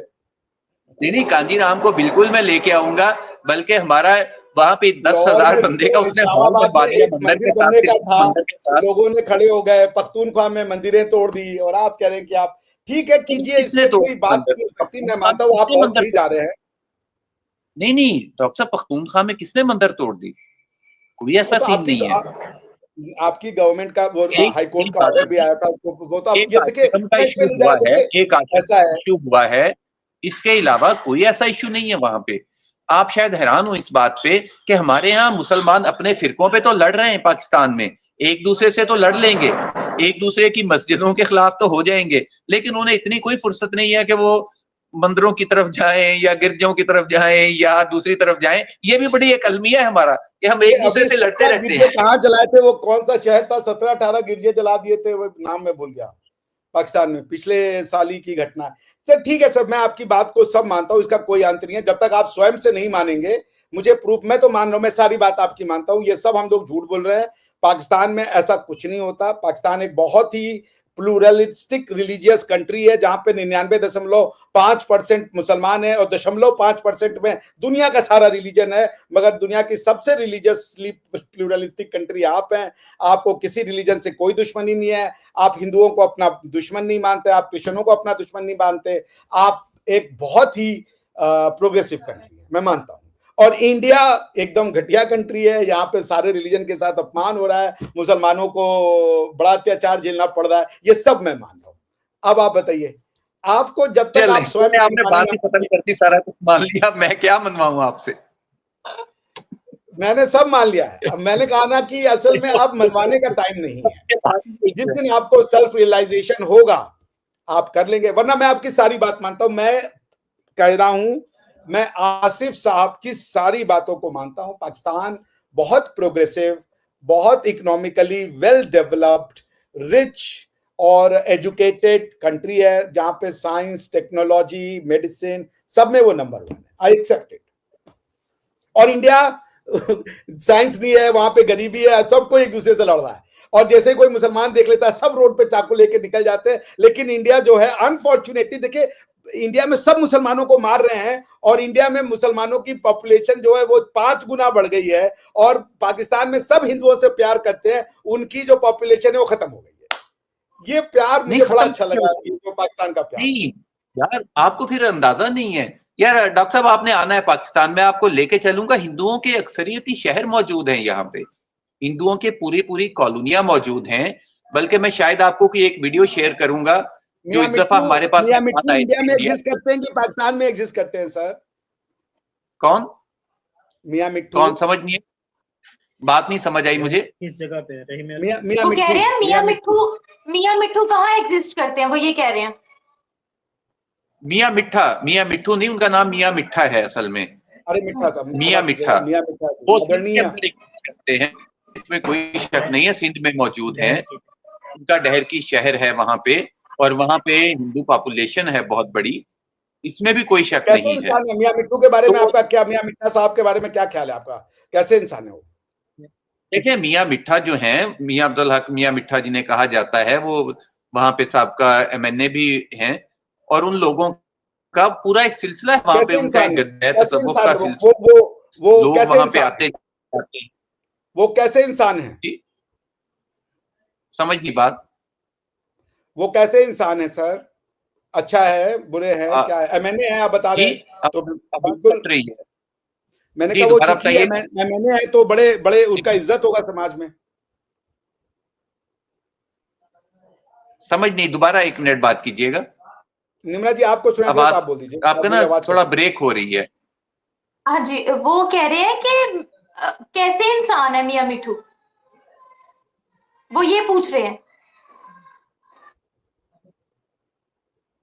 नहीं 1 मिनट निम्रा, दोबारा बात कीजिएगा, मेरा ख्याल सिग्नल फ्रीज हो रहे हैं, दोबारा कीजिएगा। हाँ ठीक है, मैं दोबारा रिपीट कर देती हूँ। अभिषेक सर पूछ रहे हैं कि मियां मिठा जो है सिंध के अंदर, वो कैसे इंसान है, आपका उनके बारे में क्या ख्याल है कि वो कैसे इंसान है, वो ये पूछ रहे हैं।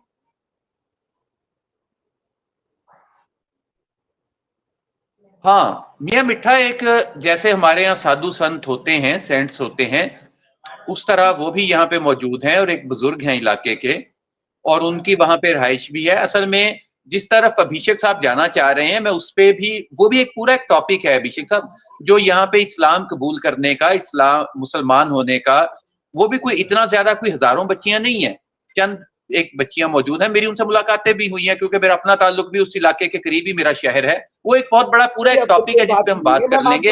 उसकी वजह सिर्फ ये है, और हाफिज सईद साहब को हाँ, वो मिलना चाहिए नोबेल पीस प्राइज। लखीपुर रहमान जंगवी जो है वो बहुत बढ़िया एक पॉलिटिकल एनालिस्ट है, उनकी किताबें पढ़नी चाहिए आप लोग को।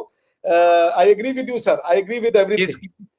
जी जी। अब लेकिन एक बात याद रखिएगा, जब भारत में कोई मुसलमान लड़की को जबरदस्ती पकड़ करके उसकी शादी करवाए तो रोइएगा मत, और उसका इस्लाम छुड़वा करके उससे कोई करवाए कि तुम अब कलमा नहीं पढ़ोगी और घंटी बजाओगी और तुम जो है जय श्री राम बोलोगी, दोबारा अब आपके पास मॉरल अथॉरिटी नहीं रहेगी सर बोलने की, क्योंकि आपको उन बच्चियों का, और पाकिस्तान जानते हैं कि ऐसा है सर, आप लोगों को, आप लोग इतने इनसेंसिटिव हो चुके हैं कि आपको दूसरों बात करना चाह रहा था, आप इस टॉपिक पे आ गए। चले हम उस टॉपिक को डिस्कस ही कर लेते हैं। अब इशू ये है, जिस बात को असल में हमारे यहाँ बैकग्राउंड नहीं देखा जाता।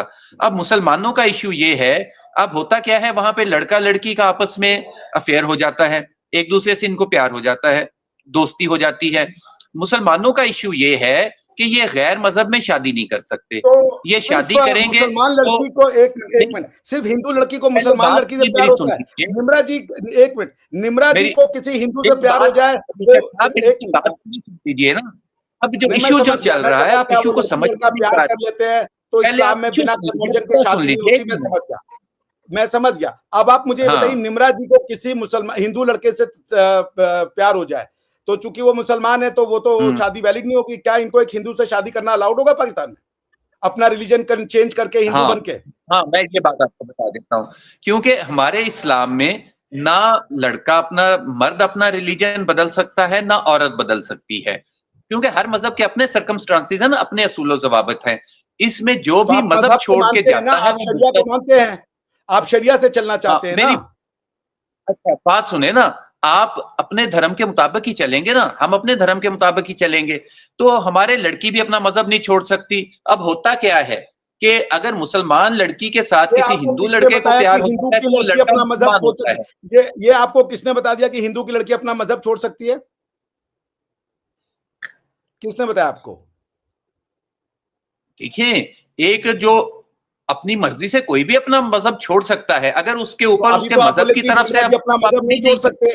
अभी तो आपने बोला कि मुसलमान लड़की, एक मिनट, एक मुसलमान लड़की अपनी मर्जी से तरफ से पाबंदी नहीं, एक मुसलमान पर मजहब से पाबंदी है, एक नहीं, मुसलमानों का हिंदुइज्म में भी मजहब से पाबंदी है, हिंदुइज्म में भी मजहब से पाबंदी है। कोई भी ये जो क्या नाम है, इस तरीके के मजहब है जो कि बैन मेड है, उसमें जाने की इजाजत नहीं है। मैं ये पूछा हूं कि अगर आप फ्रीडम की बात कर रहे हैं कि फ्रीडम से वो कर सकती है, निम्रा जी के पास फ्रीडम है कि अपना रिलीजन छोड़ करके हिंदू रिलीजन को स्वागत कर ले और हिंदू लड़के से शादी कर ले, प्यार हो जाए उनको, तो ये अगर कर भी लें तो इस्लाम की तरफ से मुर्तद हो जाएंगी, और इस्लाम में मुर्तद की सजा मौत है। ये इशू है। अब वो क्या करेगी, वो कर क्या सकती है? इस्लाम में मजहबी तौर पे आप मजहब नहीं छोड़ सकते, ये हमारा सबसे बड़ा इशू है।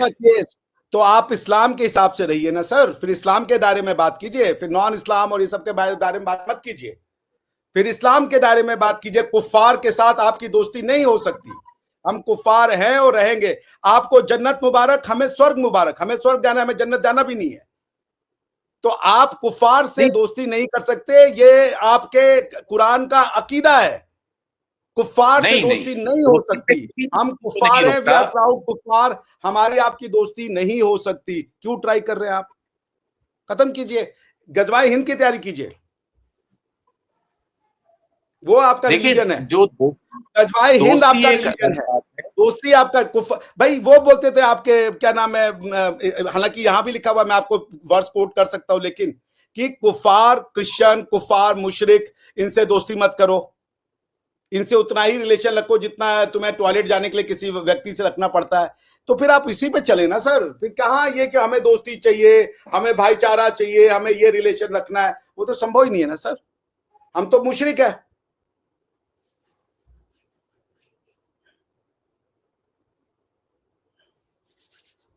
ये हमारी तरफ से प्रॉब्लम है कि आसिफ साहब को?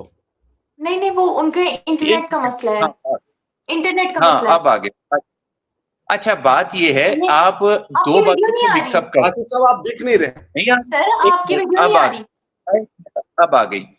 आप जी, असल जी। में हाँ, दो अब तीन आई। बातों को मिक्सअप कर जाते हैं। मैंने जो बात आपको की है वो आसिफ शादी साहब वाले ये इशू सारे की देखिए, है। ये सारे डायलॉग सुन सुन के मैं अच्छा, 40 साल का हो अब गया। वो लड़कियां आप किसी मुसलमान से बात कीजिए, वो सब सामने कुछ करेगा, जब नॉन मुस्लिम होगा आप मिक्सअप कर। मैं दुनिया की सबसे टफ किताबों को पढ़ के समझ सकता हूं। मुझे जो क्वांटम फिजिक्स पढ़ के भी बहुत अच्छे से समझ में आ जाता है, और मुझे कुरान भी पढ़ के बहुत अच्छे से समझ में आ जाता है। आप डिनायल मोड में रहना है, आप रहिए, या तो तालिबान बनिए। जो लोग सच्चे हैं वो अफगानी, सच्चे हैं वो अफगानी जो कहते हैं हम इस्लाम के नाम पे चलेंगे, शरिया के नाम पे चलेंगे। आप लोग मुनाफिक बन गए हैं, इधर भी जाना है, आप समझ नहीं रहे। क्या ऐसा बात है सर? ऐसा कौन सा कॉन्सेप्ट है जो नहीं समझ में आ रहा है किसी को, कि इस्लाम कहता है कुफार से दोस्ती मत करो। It is as simple as that. अभी आपने कहा भी कि ये निम्रा जो है चाहे भी तो अपना रिलीजन हिंदू के साथ नहीं शेयर कर सकती, जबकि इनके बाप दादा हिंदू थे। तो सर इस्लाम से चलें, जब इस्लाम आपके हार्ट में बसता है, please go on the path of. मैं रेस्पेक्ट करता हूं अफगानियों की, I respect them, they are the true people. वो इस्लाम जैसा चाहते हैं, वो उसको चला रहे हैं, और उसके लिए लड़ मरे वो अमेरिका से। Salute to Taliban. पर आप सर मुनाफिक हैं, आपको कॉन्स्टिट्यूशनल गवर्नेंस चाहिए, बाकी चीजों में इस्लाम चाहिए। ऐसे नहीं चलेगा सर, इसीलिए पाकिस्तान की ये हालत है, और आप देखेंगे और भी बदतर होगी।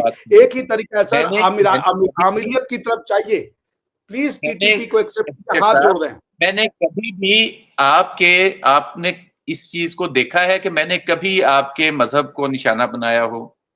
मैंने मजहब की कभी बात नहीं कर रहा मुदाखलत हूं, निशाना बनाने की जरूरत ही नहीं है। मैं कह रहा हूं मजहब के है हिसाब ना, से चले ना। मेरा मजहब इस्लाम है, आपका मजहब सनातन है। नहीं, मेरा मजहब नहीं, हमारे यहाँ मजहब का कॉन्सेप्ट ही नहीं है। हमारे यहाँ धर्म है, मजहब is a very myopic concept. धर्म और मजहब अलग है। एक मिनट वेट करें, उनका नेट का इशू है बहुत ज्यादा। जी जी।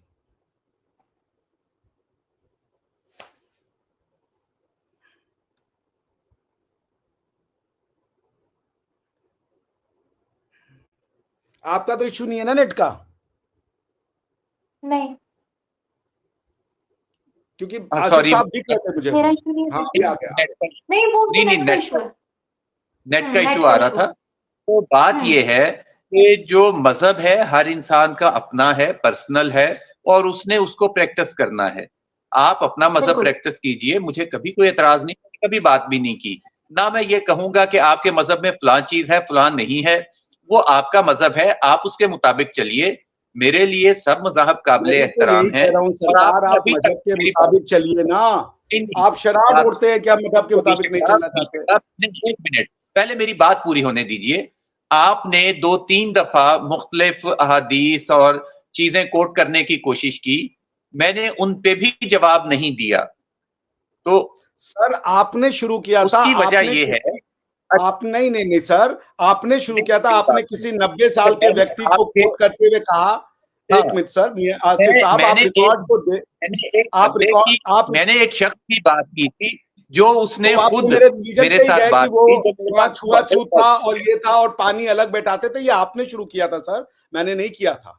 यार आपने उसको बात सुने आपको ना। अच्छा एक मिनट, अच्छा चलें उसको छोड़ दीजिए। आपके ख्याल में जी बंदे ने की है बात। अगर मैं आपको गोलड़ा रेलवे स्टेशन, हमारे यहाँ रेल का जो म्यूजियम है पाकिस्तान में, वहां पे अगर लिखे हुए बोर्ड में आपको दिखा दूं, जो मैंने खुद अपनी आंखों से जाके देखे हैं, जो वहां पे लगे हुए म्यूजियम में, उस दौर के, अंग्रेज दौर के, जहां पे हिंदू पानी मुस्लिम पानी अलग अलग लिखा हुआ है, फिर तो आप मान लेंगे। तो मुसलमान करता ही है ना। आज भी आप क्या करते हैं मुसलमान हिंदुओं के हाथ का? आसिया बीबी का केस क्या है भाई? अरे आपके सुप्रीम, आसिया बीबी का केस मैं शेयर कर दूं। आसिया बीबी का केस सुप्रीम कोर्ट में, क्या आपको नहीं पता है सर?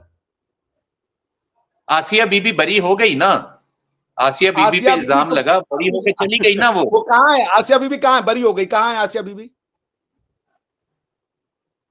वो जा चुकी है इस मुल्क से, वो अपनी मर्जी से जाके, बल्कि अक्सर यहाँ पे हमारे यहाँ तो सब लोगों का ये।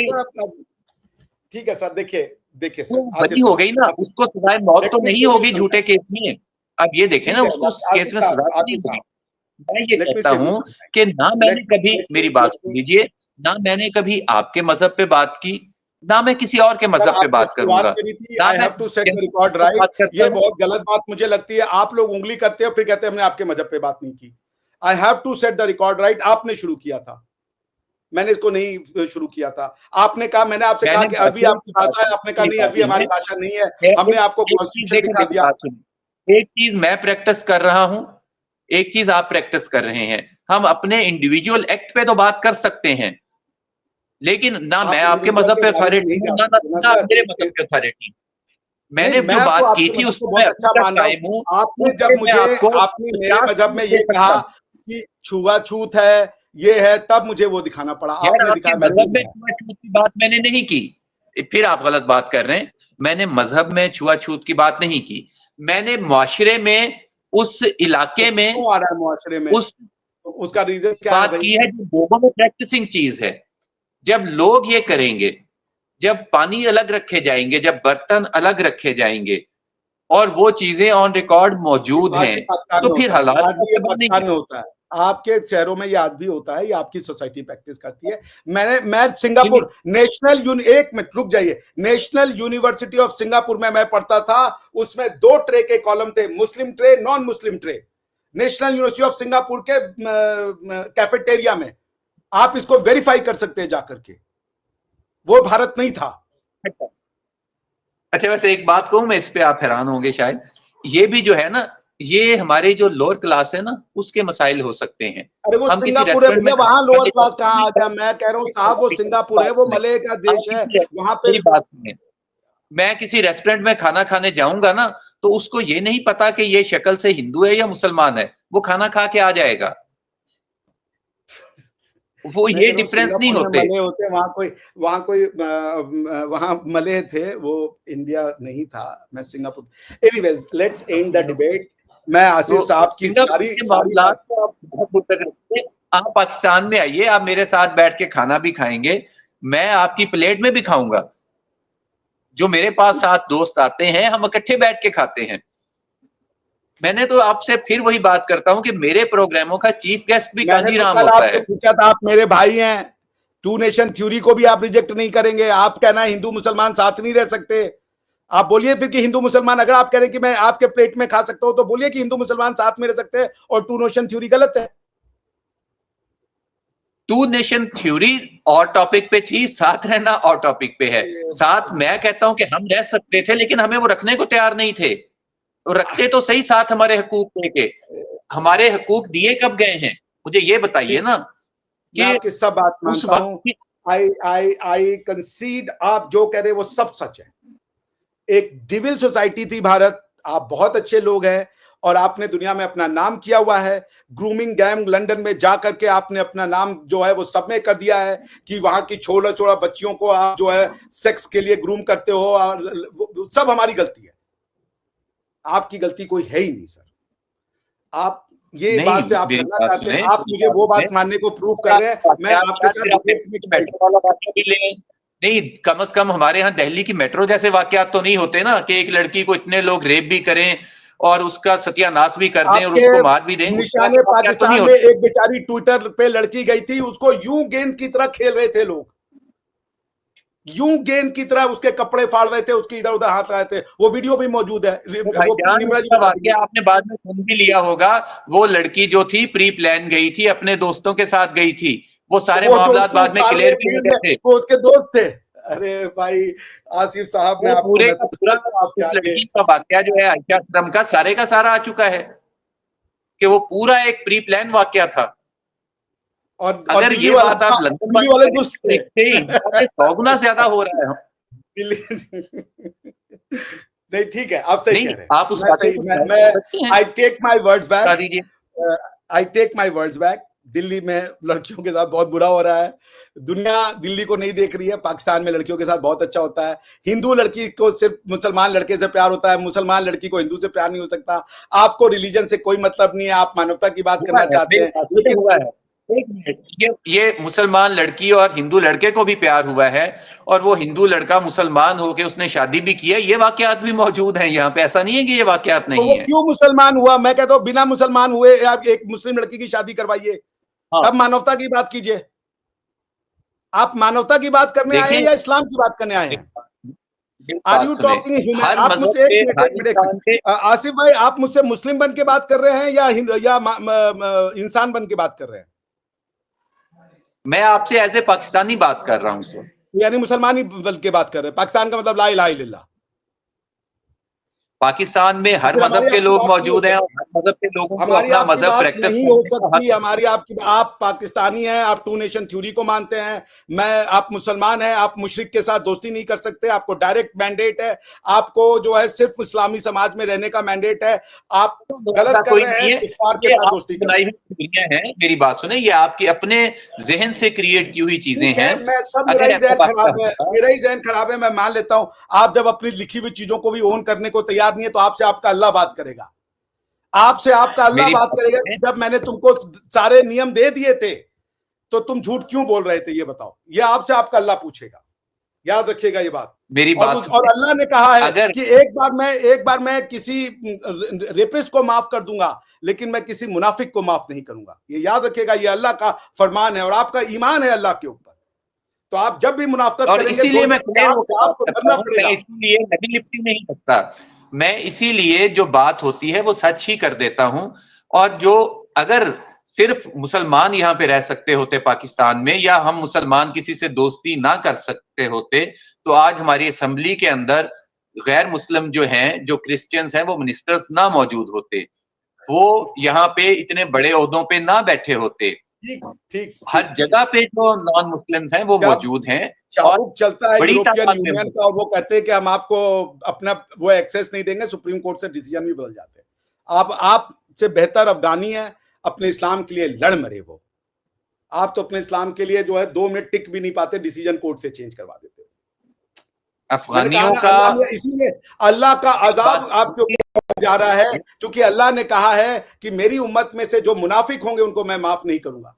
इसीलिए पाकिस्तान का ये हाल है, क्योंकि आप मुनाफिकत पे हैं, झूठ, सच को आप मानना ही नहीं चाहते। नहीं, सच को क्या नहीं मानना चाहते हम लोग तो बलूचिस्तान के अंदर आप लोगों की इतनी बड़ी मुदाखलत को बर्दाश्त किए बैठे हैं, और क्या कर लें हम लोग। जिस दिन भारत पाकिस्तान में मुदाखलत किया 1971 की तरह आपके 2 टुकड़े हो गए। भारत जिस दिन चाहेगा मुदाखलत करेगा। आपके बाद इतनी बड़ी फोर्स नहीं है सर कि आप भारत को अपने को तोड़ने से रोक पाओ। हम नहीं चाहते। यानी आपने माना है कि बांग्लादेश बनने में आपका हाथ था? बिल्कुल भाई, तो हम लोग लड़े नहीं थे, हम लड़े नहीं थे। ये कैसी बात कर रही हैं? इंडियन आर्मी नहीं गई थी, कैसी बात कर रही हैं? पाकिस्तान को तोड़ने में आपका हाथ था, उसको आजाद कराने में हमारा हाथ था। वहां से आ रहे थे हमारे, हम ये कैसे डिनाई, हमारी फौज गई थी। आपने, हालांकि वॉर आपने शुरू किया था, हमारी फौजें गई थी भाई, वी ओन इट। हमारे यहाँ पे इंडियन आर्मी के ऑफिस में इतना बड़ा सरेंडर का वो रखा है, कैसे हम इसको झूठ बोल दें? लेकिन वो हमने उनको आजादी करवाई थी। जब आप वहां पे लोगों, बच्चियों को रेप कर रहे थे और मुसलमानों, और आप बोल रहे थे कि हम इनकी नस्ल बदल देंगे। देखिए हम, अच्छा, ये एक और नई बात है, जो ये वो चीज है कि झूठ इतना बोलो कि वो सच लगने लग जाए। ऐसी कोई बात ना मौजूद थी वहां पे। मुजीबुर रहमान रिपोर्ट पढ़ लीजिए, मैं अगली बार रिपोर्ट के साथ आऊंगा। किसकी रिपोर्ट? यूनाइटेड नेशन कमेटी की रिपोर्ट के साथ में आऊंगा। ये मुजीबुर रहमान रिपोर्ट तो आपकी अपनी है, उसको पढ़ लीजिए, ईश्वर के, अल्लाह के नाम पे। तो हमीदुर रहमान कमीशन रिपोर्ट में ये कोई नहीं मौजूद कि मैं इनकी नस्लों को बदल दूंगा। आपने जो कहा है कि मैं इनकी नस्लों को बदल दूंगा, हमीदुर रहमान कमीशन रिपोर्ट में ऐसा कतई नहीं है। वो उसी भाषा में है कि वहां पे इतनी ज्यादा एक्सेसिव फोर्सेस यूज की गई जो उनको नहीं करना चाहिए था। जो आर्मी के ऑफिसर्स थे वो रेप में इन्वॉल्व हो गए, उन्होंने अपने जो मेन पर्पस था उसको ध्यान नहीं दिया। ये आपकी सारी कमेटी में है कि शराब चल रही थी वहां पे, लोग अय्याशियों में।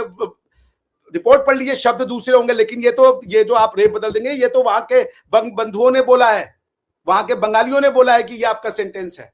देखिए आसिफ साहब, मैं आपसे फिर कह रहा हूं कि देखिए, ये तो आपसे मैं क्या बताऊं, मैं आपकी सारी बातें मानता हूं। हम लोग एक भारत एक रियलिटी ना जाए, हो चुका है, जितने रेप्स कश्मीर में किए गए हैं कहीं और किए गए हैं। मैं वही बात कह रहा हूं कि जब भारत की लड़कियों को बेच रहे थे अफगानिस्तान की और मार्केट में, हिंदू कुश में, कि ये तो काफिर की लड़कियां हैं, स्लेवरी करवाओ, तब आपको तो कोई ऑब्जेक्शन नहीं हुआ। नहीं, हमें तब भी ऑब्जेक्शन था। कोई अगर इस तरह का करेगा, हमें ऑब्जेक्शन है उस बोलिए पे। कोई यहाँ मुगल से ठीक आके नहीं थे, लेके जाए बोलिए जिन्होंने मुगलों ने ऐसा किया वो ठीक नहीं थे।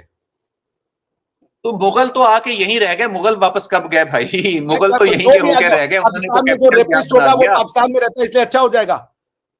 पाकिस्तान नहीं, में मेरी कोई बात सुने। एक हमारे मुगल तो एक सुनिए, हमारे एक ना जासूस थे, वो पाकिस्तान में रह गए, उन्होंने वो वहां शादी कर ली, बच्चे पैदा कर लिए, बाद में पता चला कि वो इंडियन जासूस थे, उनको आपने मार दिया। तो पाकिस्तान में रह गए थे, काहे उनको आप एक्सेप्ट नहीं किए? मैं बात ये कर रहा हूं कि मुगल तो यहीं के हो गए थे।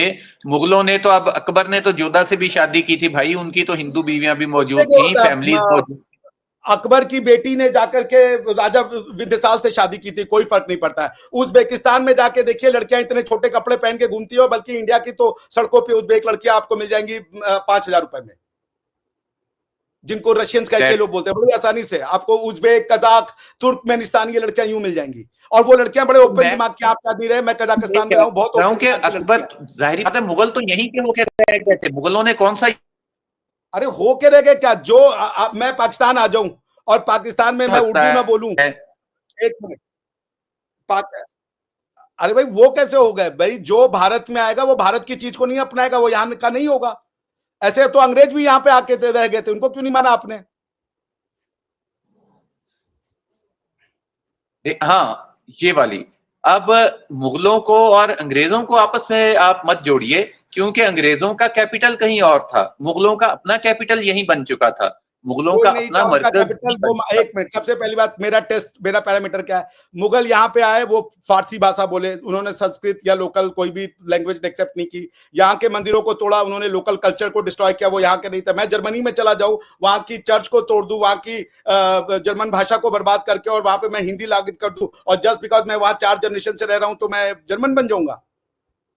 नहीं, एक मिनट मुझे बताइए, मुगलों में से अकबर के दौर में चर्च तोड़े गए, हुमायूं के दौर में मंदिर तोड़े गए, बाबर के दौर में, या शाहजहां या जहांगीर, किसके दौर में मंदिर तोड़े गए हैं मुझे बता दीजिए। सबके दौर में, देवर हार्डकोर इस्लामिस्ट, सबके दौर में, सबके। आप आईने अकबरी पढ़ लीजिए, आप मासीर आलमगीर पढ़ लीजिए, आप फतवाए आलमगीर पढ़ लीजिए, आप शाहनामा पढ़ लीजिए, और अगली बार आप कहेंगे मैं पेज नंबर के साथ आऊंगा। 3 तो अभी मैं आपको दे रहा हूं सोर्सेज, जाके आप वेरीफाई कीजिएगा।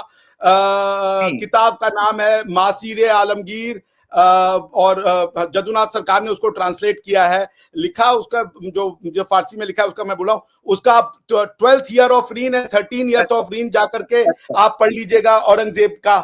उसके बाद आप कहेगा मैं बाबरनामा के और अकबरनामा के आपको पेज और सफे बता दूंगा जहां ये सब लिखा हुआ है। सर मैं आपसे फिर कह रहा हूं सर, आपने मेरी बात सुने, आईने अकबरी में किसी मंदिर के तोड़ने का कोई जिक्र मौजूद नहीं है। आईने अकबरी का आपने हवाला दिया है, भी दिखा दूंगा मैं, अकबर के आपको वो दिखा दूंगा, फरमान दिखा दूंगा मैं, सारे के सारे आर्कियोलॉजी में रखे हुए हैं। कौन से फरमान?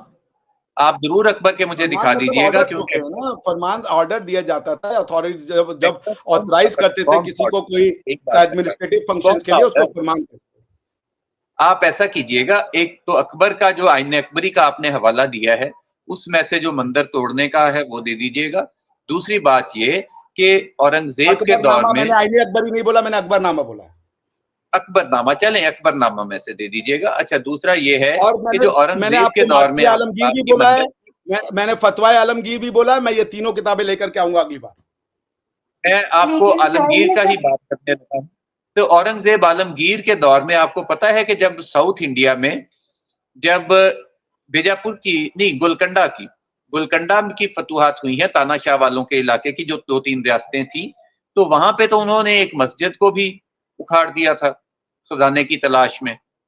अब आप ये कह दें कि वो मस्जिद को तोड़ा जा सकता है भाई, मंदिर को नहीं तोड़ा जा सकता। मस्जिद टूटती रहती है। मस्जिद is not a place of God, मस्जिद is a place of worship. बहुत अंतर होता है। मस्जिद और मंदिर का कैरेक्टरिस्टिक सेम नहीं है, उस पर हम नहीं जाना चाहते आपसे, वो लीगल डॉक्यूमेंट आर्ग्यूमेंट हो जाएगा। सर बहुत देर हो गया, आई गेस 1.5 घंटा हो गया, और इसका we have to wind it up. जो है वो ता क़यामत मस्जिद ही रहती है, उसको आप तोड़ नहीं सकते। आपकी मस्जिद नबी तोड़ी गई है, आप मुझसे मत बोलिए, आप जाके अरबियों से वो कर लीजिए। मस्जिद नबी जोड़ी गई, वहां पे उन्होंने वो पार्क बना दिया, पार्किंग कार का। आप सऊदी अरेबिया खौफ करें, मस्जिद की जगह पे कोई जगह चेंज हो ही नहीं सकती। मस्जिद जहां पे एक दफा बन गई, वो हमारे मजहब के मुताबिक क़यामत तक वो मस्जिद की जगह हो गई, सवाए इसके कि कभी अगर कोई रास्ते में आ जाए, कोई बड़ी सड़क बन रही हो तो उसको साइड पे मुंतकिल जरूर कर देते हैं, लेकिन मस्जिद जहां बन गई वो मस्जिद है। मस्जिद नबवी जहां पे मौजूद है वहीं पे मौजूद है, वहां पे कोई ऐसा पार्किंग नहीं बनी। मस्जिद अपनी जगह पे स्टैंड कर रही है, शेयर बल्कि कर दीजिए बढ़ती जा रही है, जगह शेयर कर बढ़ती जा रही दीजिए स्क्रीन पे, शेयर कीजिए। है। क्या मैं आपसे, हालांकि मैं रिलीजियस पे डॉक्यूमेंट पे नहीं ले जाना चाहता क्योंकि आप रिलीजन जाएंगे। ये न्यूज़पेपर आर्टिकल पढ़िए आप, टाइम्स का है, कोई वैसा वैसा भी मैं आपको नहीं शेयर कर रहा हूँ।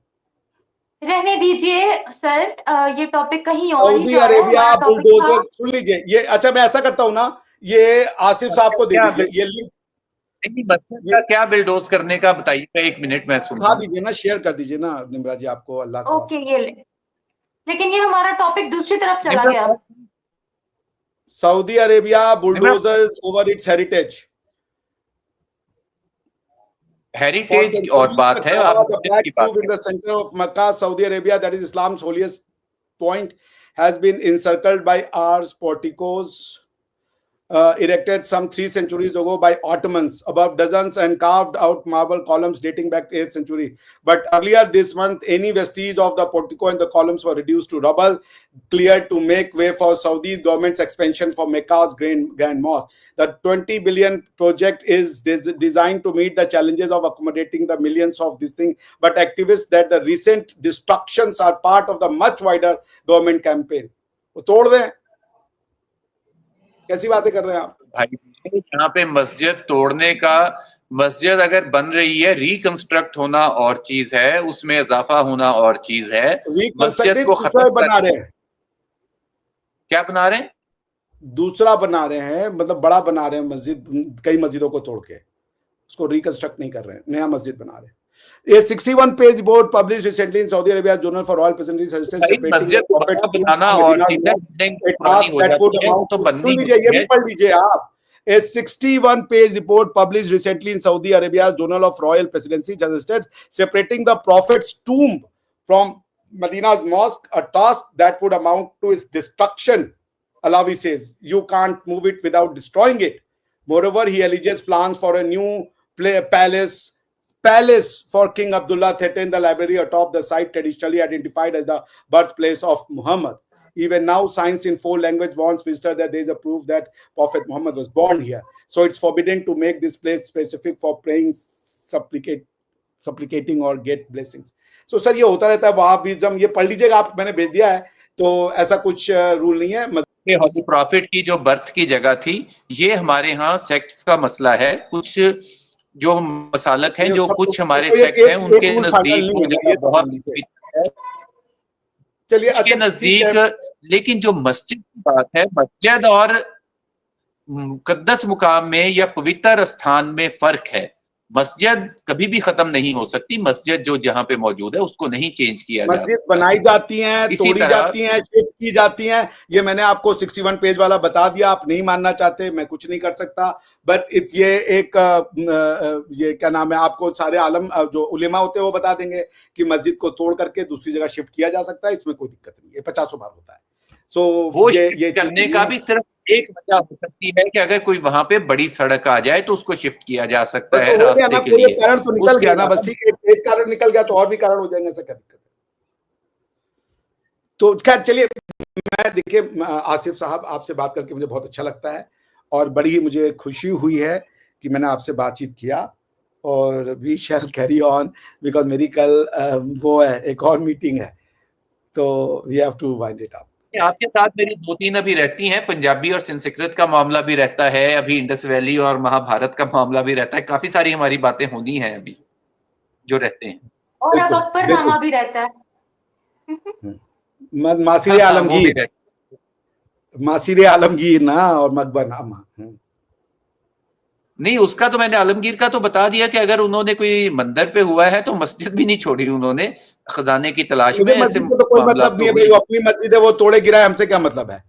मगर मेरी मंदिर तोड़ेंगे तो मैं मस्जिद के साथ तो कंपेयर नहीं करूंगा ना भाई। वो अगर एक मुसलमान अपनी मस्जिद को तोड़ रहा है वो उसकी प्रॉब्लम है, वो जाने, मुझे उसे कोई लेना देना नहीं है। बट एक मुसलमान मंदिर को तोड़ेगा तो दिक्कत का बात है ना, that's what the point is. So वो अपना तोड़ रहे हैं, तोड़ते रहे, मुझे कोई दिक्कत नहीं, मेरा क्यों तोड़ दे, दैट्स द पॉइंट। खैर एनीवेज, चलिए हम लोग इसको फिर डिस्कस करेंगे। आज की रात्रि के लिए आप सबको शुभ रात्रि, शब खैर, and will assemble some other time. चलें। थैंक यू सो मच आप दोनों का, और जिस तरीके से आप दोनों ने बहस की, you both were unbeatable, hats off to you both कि आप दोनों अपने अपने पॉइंट्स पर डटे रहे और एक टफ कंपटीशन दिया। और मुझे उम्मीद है हमारे व्यूवर्स को भी आपका पॉइंट बहुत अच्छा लगा होगा। और अगर व्यूवर्स दोबारा से इस तरह के प्रोग्राम्स चाहते हैं तो वो हमें कमेंट सेक्शन में बता सकते हैं। थैंक यू सो मच, खुदा हाफिज।